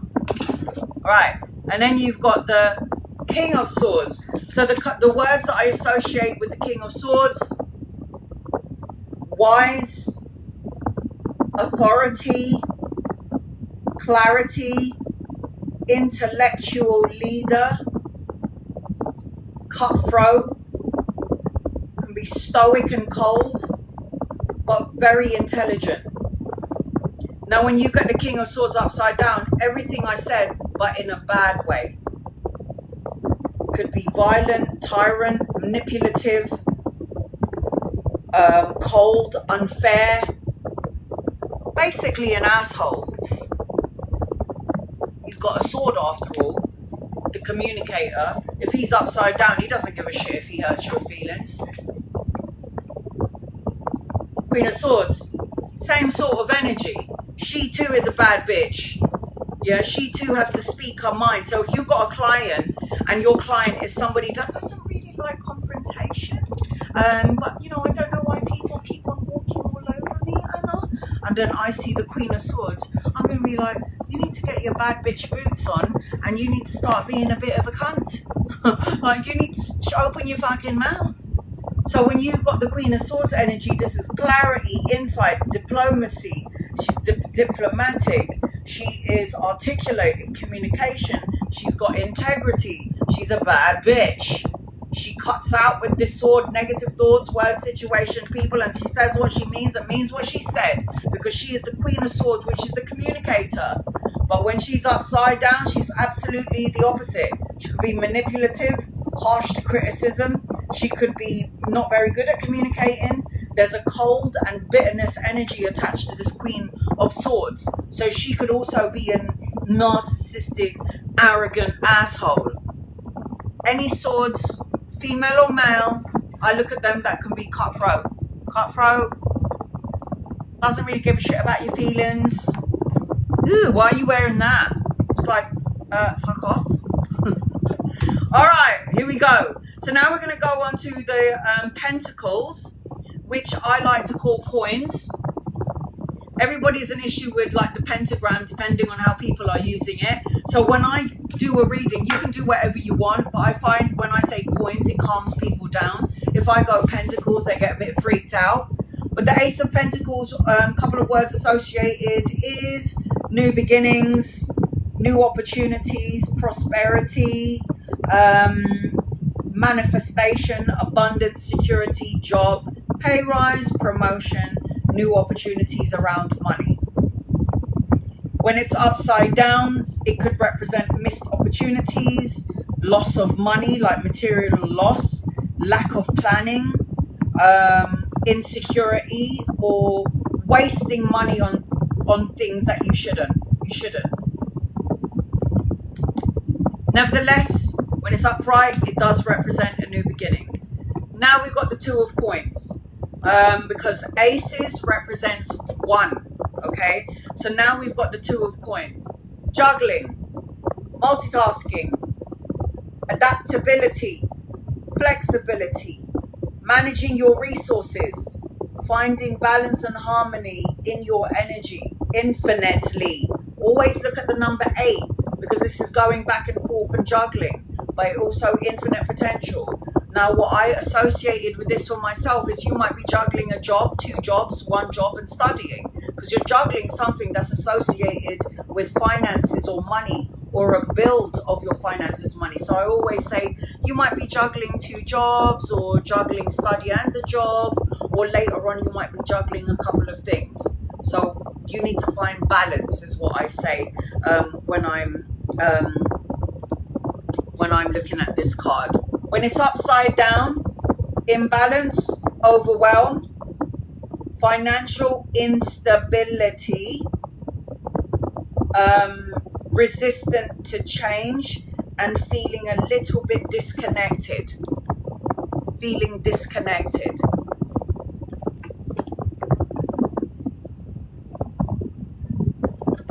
Okay. And then we've got the 3 of Coins. Anytime I see the 3 of Coins, the 3 of Coins is always about third wheel, partnering up, collaboration.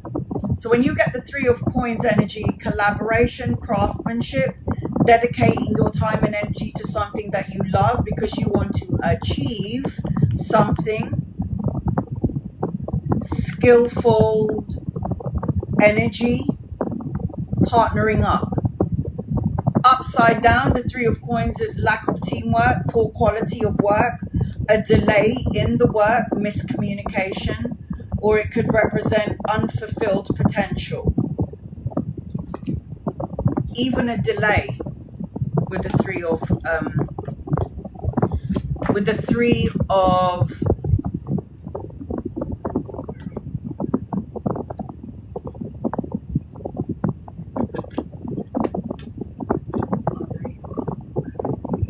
Three of Coins. So now we're going to go on to the Four of Coins. I like to say coins. I don't like to say pentacles because people are like, oh, that's evil work. And I'm like, oh, get over it. When you hear coins, you're going to be like, oh, okay, money. The Four of Coins represents upright. I want security and stability, the desire for it. Materialism, stability, possessiveness, security. It's like I want this and I'm going to hold on to what I have because something could potentially go wrong. My heart is not open for change. The blocking of the heart chakra, so always look at the pictures. When it's upside down, the words associated to this is generosity, openness, letting go, savings, saving for a brighter day. But the Four of Coins is always wanting but not wanting to change. It's like I want more but I'm afraid that everything will change or nothing will change. So being more optimistic with that card. And then we've got the Five of Coins. The Five of Coins represents lack when it's upright, left out in the cold. I don't have any money. I'm broke. I'm poor. Who's going to help me? I'm not enough. I don't have enough. Hardship, isolation, illness, seeking help, having faith, even though you feel like you have nothing left. When it's upside down, the Five of Coins represents hope, recovery, reward, renewal, faith, overcoming challenges, bypassing that energy. Things are starting to look up. Five represents the shift and the change. And then you got the Six of Coins. When you got the Six of Coins, it's like hard work paying off. Payback's a bitch, I say. Generosity, charity, kindness, sharing your resources because you've given so much. Giving, the equal balance of give and take. Upside down, you're not going to give as much as I'm giving you. So I would say selfishness, hoarding, exploration. It's like a different mindset around money from you, holding back on something. Secret money, that could even represent. And then after the Six of Coins, we've got the Seven of Coins. So the Seven of Coins is really, most importantly, the Seven of Coins does represent, it represents a patient card. So being patient. The Seven of Swords is a reap what you sow card. Seven of Coins, sorry. Patience, investment, assessment, diligence, long-term view. So when you work hard and you're grafting and doing all that hard work and you're planting seeds, there is growth potential around you and it will grow and it will get bigger. When it's upside down, impatient, frustration, short-term focus, lack of foresight, disappointment. It means you want it to hurry up. You want things to hurry up. It doesn't work on your time. Happens in divine timing. Patience is a virtue. And then you've got the Eight of Coins. For me, this is a business card, a business owner. Mastering your craft, dedication, time, skills development, attention to detail, pride in your work. This is your business. You're doing something that you love to do and you're making money from it. When it's upside down, it represents lack of focus. It represents repetition without progress. It represents neglecting your craft or not learning more. You could learn more. Dissatisfaction with work. Not happy with your pay. Having your own business, but if you like upright, having your own business, if you don't have, then be the business of the company that you're working for. That's the 8 of coins. And then after the 8 of coins, we've got the 9 of coins. So the 9 of coins represents prosperity and wisdom, self-sufficiency, achievement and luxury. So you're going to be like, I'm going to buy myself that Chanel bag and them red bottoms because of all the hard work and grafting, and now I'm going to take care of me. So you are the woman or the man with the money and the means to take care of yourself. This is stability on your own, not needing anybody. And then when she's reversed, materialism, overindulging, self-satisfaction, isolation, missed spiritual wealth. So she's greedy when she's upside down. She doesn't want to share her prosperity. But what goes around comes around, right? And then we've got the 10. I'm going to order some food, babe. It's because it's too late. I'm not cooking. I'm too tired. And then you've got the 10 of coins, my favorite card. Wealth, legacy, prosperity, family harmony, long-term security, and long-term success. This is my rich card. Get a lottery ticket. Get a scratch card. That's what I say. You never know what's waiting for you. Upside down. Broke. Short-term gain. Instability. Broken promises. Conflict over wealth. Disruption. My foundation isn't stable. That's what that represents. And then you've got the page of coins. Again, good news, message, offer, study, education, child, school, working with children.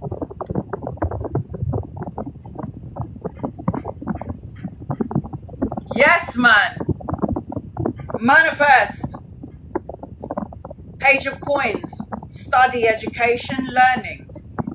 Learning opportunities. Mentorship. Application. Learning. Making moves. Good news. Money, pay rise, promotion, investment coming your way. Upside down. Procrastination. Lack of direction. Missed opportunities. Neglect of development. Sometimes when you get the coin cards, they're a bit slow to movement.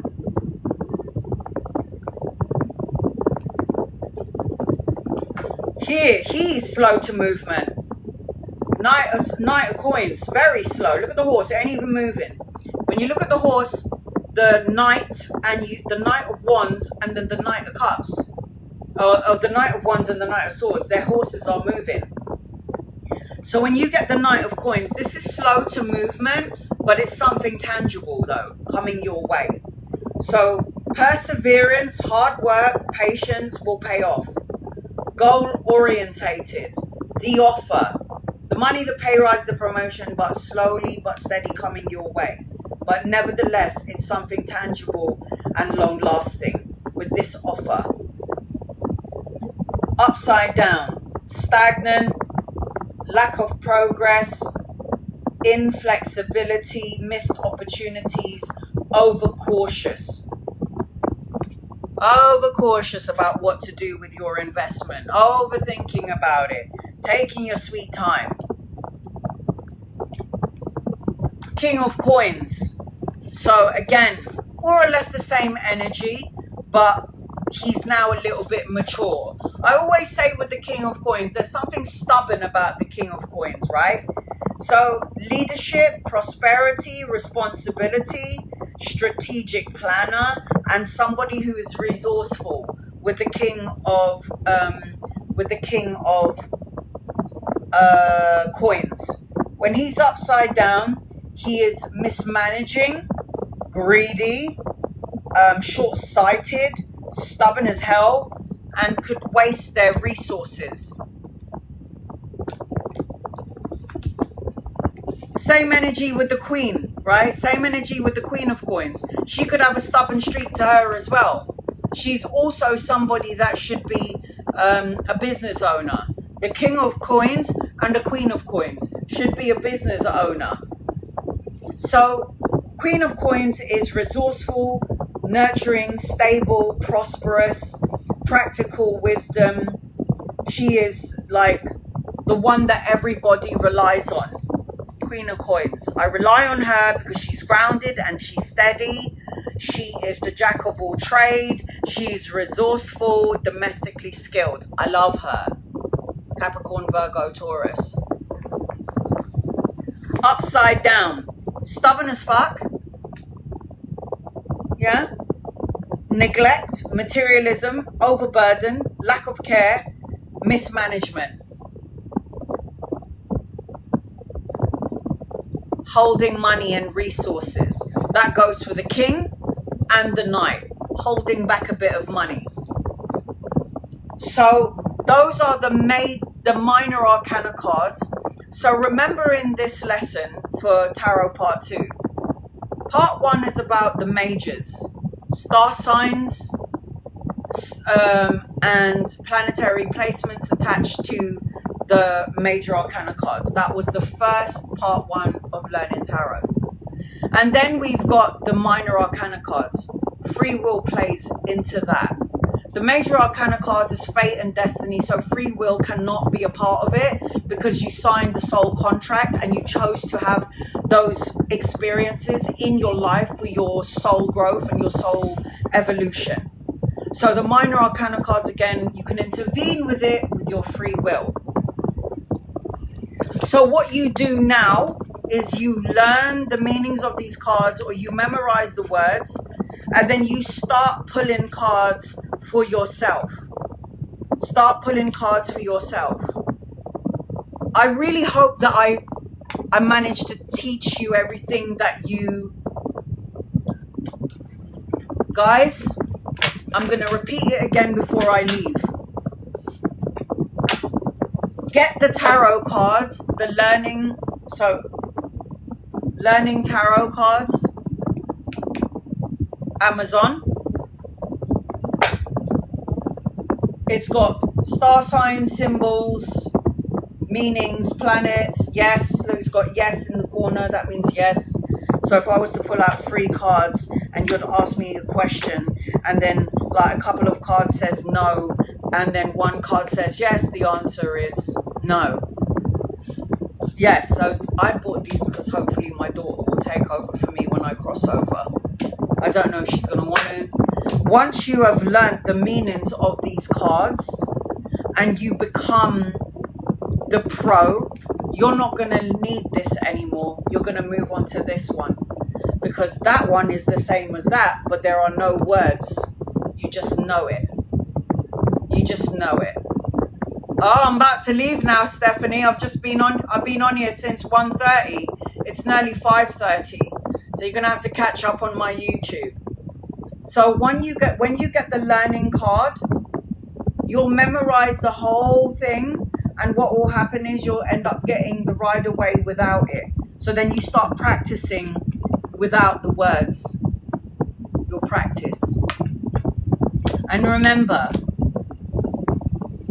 tarot for me has created a lot of opportunities, a lot of abundance, able to make money on the side, even if I was to have a full-time job. For those of you in the back who didn't hear it yet, if you missed it last week, the benefits that I got from tarot was clients from all over the world.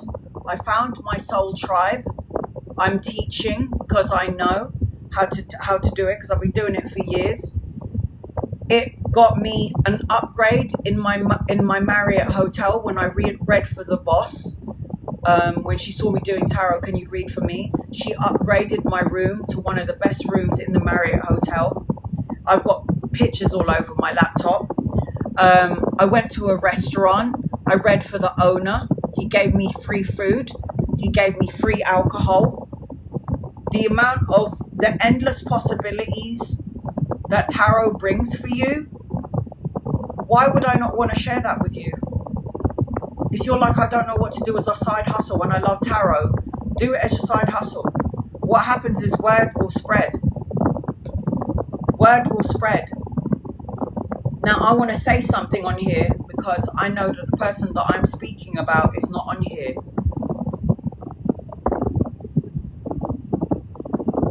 I don't want to say her name because I ain't throwing anybody under the bus, but this is what I will say to you. I always like to promote people who are doing tarot. But what happened was, I promoted this young lady. I connected to her father on the other side. And she's a good person. I know she is. But I can also see behind her, there's a lot of frustration and shit that happened to her. So that gets in the way. So when I was promoting her on my live, because I said, you're supposed to be a reader.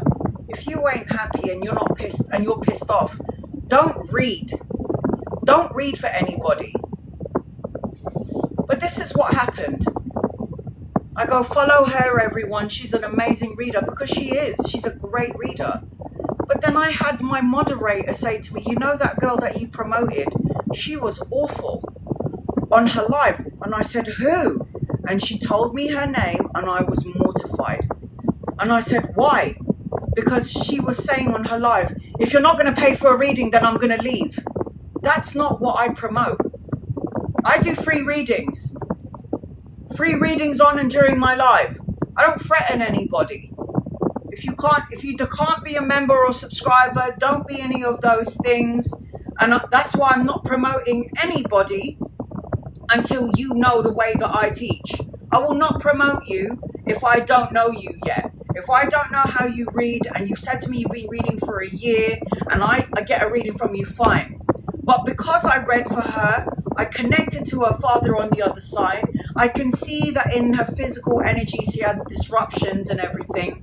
But when my moderator, I think it was Ophelia, was going to me, Anna, when you promoted that woman and I went on her live, my God, she was awful. I ended up not, and I was like, you're joking.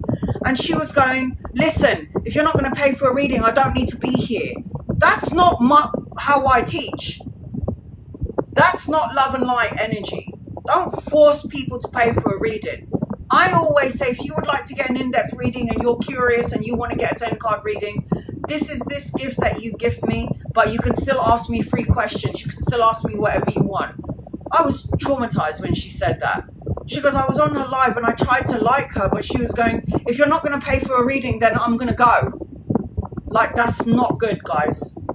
So I learned my lesson. Thank you, Ophelia, for saying, Anna, be careful of who you promote. It makes me look bad because I'm going to everyone follow her. I didn't know that's what you were like. It's not good.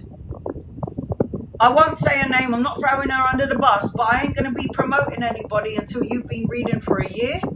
And she's got like 37,000 followers, more or less. But she will lose those followers if she keeps on doing that. Yes or no is good, yeah. But I'm not like, there's a lot of readers out there that will, like, they will go, okay, somebody will ask a question.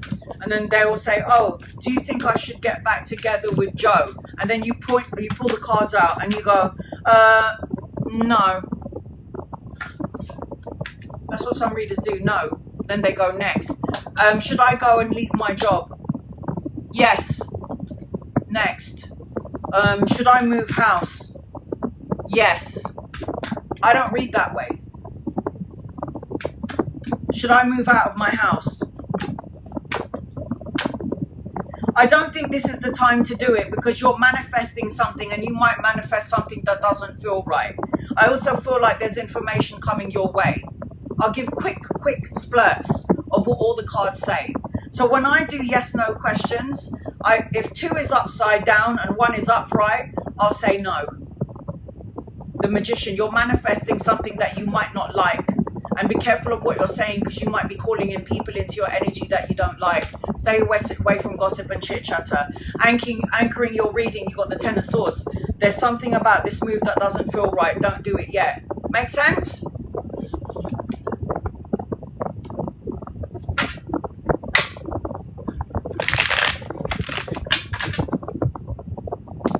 That's why I love finding you, Anna. I love and appreciate you.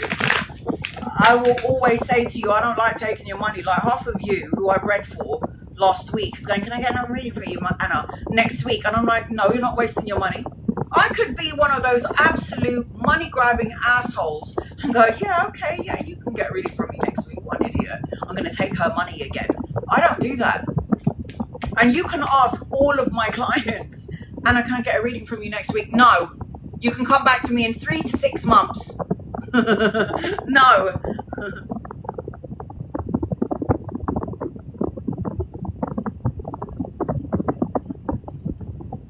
Yeah. So it's up to you. Start off with yes and no's. You don't even have to tell them the meaning. You can just say, yes, you can leave. Yes, you can leave and go to another school.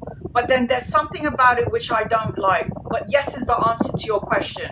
If you want to know a bit more, you have to pay for a reading. It's going to cost $10 to give you a little bit more clarity, like that.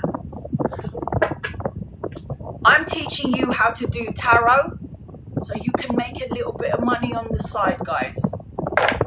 I have got so big with my tarot that I had to leave my job.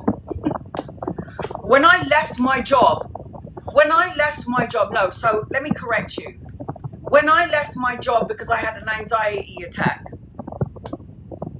I thought to myself, because I was already doing tarot anyway, when I was at work, I was already reading for myself. I was already reading for family members, but it was tarot, tarot, tarot everywhere before I left my security job. And I realized that my mum said, look, find what you need to find. I will take care of you. And then that's when tarot really blew up for me. I knew that when I left my job, because I was already doing tarot for my family and my friends, I knew that I could have this be the one to pay my bills. I just want you to get there. Anyone can start from the point of visuals. Yes, that's why I'm attracted to the deck. It's my business. This is what pays my livelihood. If I don't do tarot, and you remember I told you guys that I'm applying for a job. I'm trying to be a cleaner, like what's it called? In a hotel, changing beds. What are they called again? How can I know them? I'm bloody applying for the job. Housekeeping. Do you remember I told you ages ago, chambermaid housekeeping? Remember I said to you guys, I'm trying to apply for housekeeping jobs because I want to be away from everyone. I just want to do a part-time. No one is hiring me. I've got the skills. I've been a cleaner, a cleaning manager. I don't want to be a housemaid. I don't want to look after kids, and I don't want to cook. Yes, I'm going to do the massage therapy. There's so many. I want to do everything. I want to do past life regression therapy and learn to do it.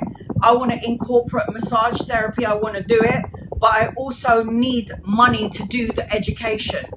So if tarot is paying for my bills and tarot is paying for my livelihood, I need extra cash to pay for my bills so I can use the money from my tarot to invest in the courses. Does that make sense? It's like tarot is paying my way, but I need extra. That's why I'm trying to go out there and find a job. That's why I'm trying to go out there and find my job. So I'm like, am I overqualified? Is it because of my age? That's why they're not taking me as a chambermaid? I'm 45, maybe they're looking at me as too old, or I have been a cleaner. I was this cleaning manager, and I was supervising many girls for a massive building in Stratford. Yeah, I was delegating and telling everybody, clean floor 1, clean floor 2, take this, take that, this and that. If you need me, radio me. Alpha 1, I'm going to come and see you and I'm going to help you. I've been a cleaner. I've been a cleaning manager. Not only that, I'm security trained. First aid. So what? Am I too overqualified? So they don't want to take me as a housekeeper because I'm in housekeeping for a hotel. I'm too overqualified. I've got security under my belt. I was a manager, and then I know first aid and all of that stuff. Maybe I'm too overqualified, because even the people at the job centre who's helping me look for a job is like, and I've got like the cleaning certificate, COSH, and cleaning operative certificate. So they're probably thinking, oh, this woman is going to leave. She's overqualified. Exploit me. I don't care. The universe is saying no. Yeah.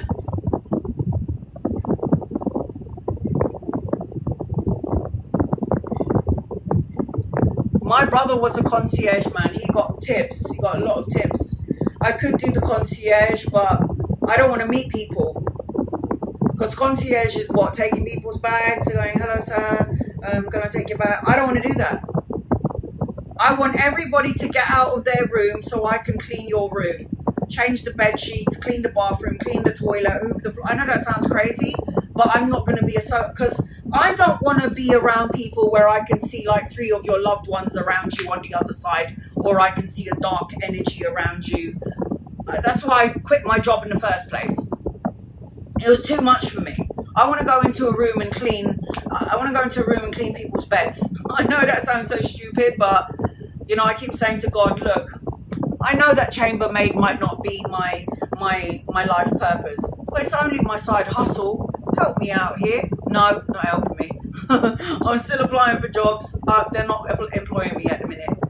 We'll see what happens. They would have to, oh, is that what it is? They would have to pay you more because of your age and you're qualified. Don't work in the hospital. I was going to go and work in a hospital. And when my mum was alive, we watched The Haunting of.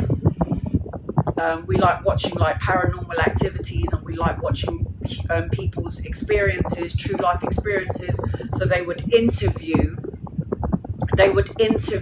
like people that work in hospitals, and they would go onto all of these different floors. Like I had to go to the basement to go and get some clean linen from the basement, and I fucking saw a ghost with no eyes. It's like I saw this thing walking through and they had no eyeballs in their head, and I'm like, hell no. I ain't working in a hospital. I love my own hospital. Royal Brompton Hospital for me is, like I've said to you so many times, is like my sanctuary. I know the Royal Brompton Hospital. If I was going to work any hospital in the world, it's the Royal Brompton Hospital. I have been in that hospital since I was born, 1980, up until now. And the vibrations of that hospital for me still feels really good. So when I'm sleeping there for a month after my open heart surgery, I'm okay with it. Because it's like the spirits there are like, oh, Anna's back. It's like they know who I am since I was a little girl. So I don't feel any negativity in the Royal Brompton Hospital. And that is my heart of hearts. I'll tell you, when I'm having my open heart surgery, I'm like, bye fuckers, I'm having a break and people are going to be serving me my food. It's like the spirits in that hospital have known me from the moment of birth till this point. I never get any haunts. I never get any anxiety when I'm in the hospital. I could go to the toilet on my own in the middle of the night, 3 o'clock in the morning. I don't get spooked because it's my second home. Because I know that the spirits in that building know who I am. Oh, Anna's back for the 4th time. How are you, girl? And I'm just like, oh, I'm good. You know, just watch over me while I sleep. So they know me. But any other hospital, nah. I don't like visiting people in hospitals for that reason. Ultimately, I do love hospitals. I don't know why. I'm weird. But to work in one and doing a night shift, you're out of your mind, mate. You're out of your mind. You're out of your mind. My mum was like, oh my God, what the fuck? She was like, we were watching all of these, and then there's a woman, she's literally being interviewed, and she goes, I'm a night nurse and I work in the hospital, and I would see like these spirits walking past, and I'll say to my colleague, did you see that? And my colleague would be like, no. And then all of a sudden she would hear whispers, and then the paper would just go everywhere. The paperwork would fly everywhere, and then she had to go to the basement to get some linen, and then she could see like a little girl in the corner. I'm like, oh fuck. I mean, don't get me wrong, I see all of the shit anyway, but I don't, not in a confined, closed space like a fucking basement. I mean, what the fuck are you gonna run to when you see like a spirit with no eyeballs in his head? I don't think so. I don't know. No. This is why I'm always like, God, I only want to see souls that walk in God's white light, and nothing that's going to scare the shit out of me when I do my mediumship.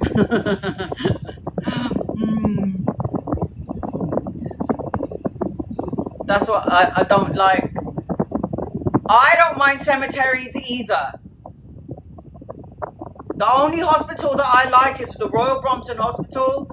Any cemeteries I don't mind. It's so peaceful. I've got a cemetery in the back. Have I showed you the cemetery at the back?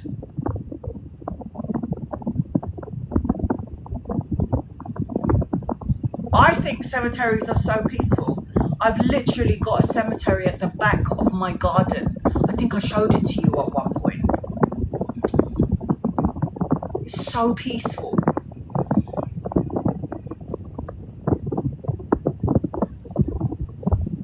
I want to live next to one, but my mum doesn't like it. I didn't plan.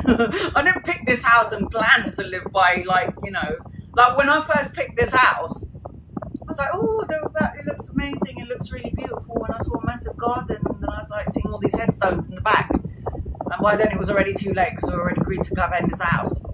And I was like, oh God.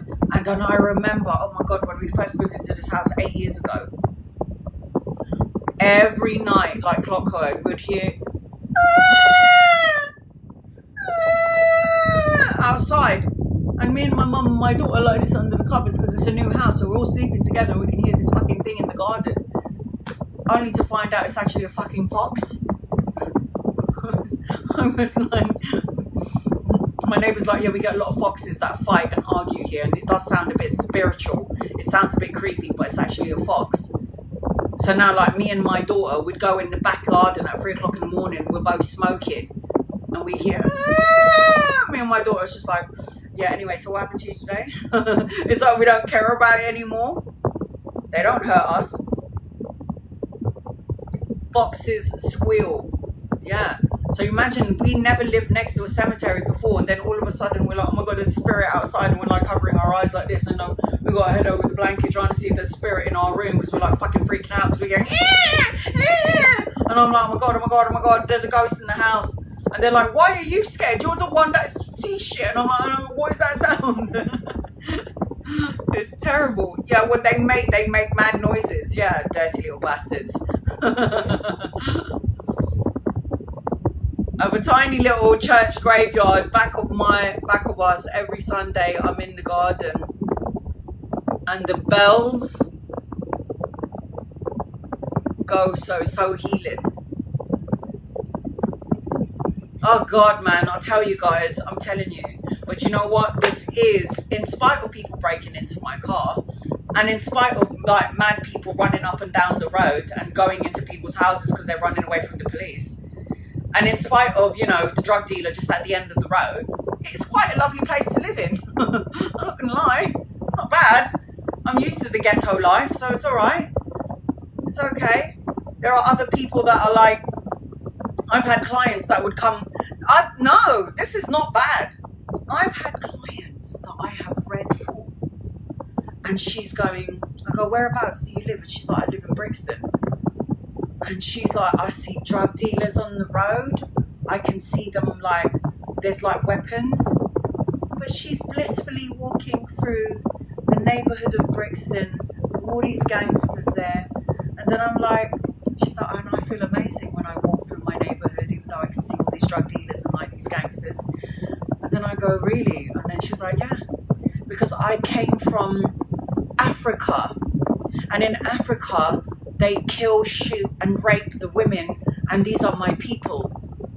Like walking through the town of Africa, and you got them guerrillas, those gangs, those crazy people that live in Africa that just kill you for nothing, and have guns and firearms and shoots at you because they don't like the way you look. She goes, walking through Brixton is a piece of cake. And I'm like, I can never moan about my place again. Because they're like, you don't know what I've left. So walking through Brixton, where I've got a bunch of my youths selling drugs and a bit of weed, I don't care about that. Because when I come from Africa, there are those guerrillas with guns and they're fucking shooting you because they don't like the way you look. And I'm like, oh God. I don't go to Brixton unless I have to. I lived in Brixton. I lived in Brixton for about a year before we moved into this area.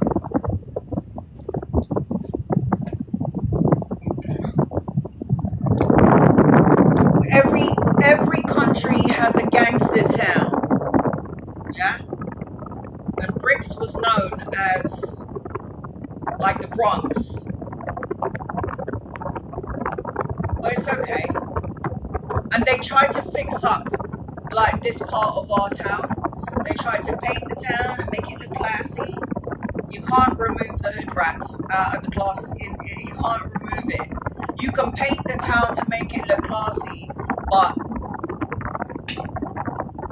we still got our gangsters here.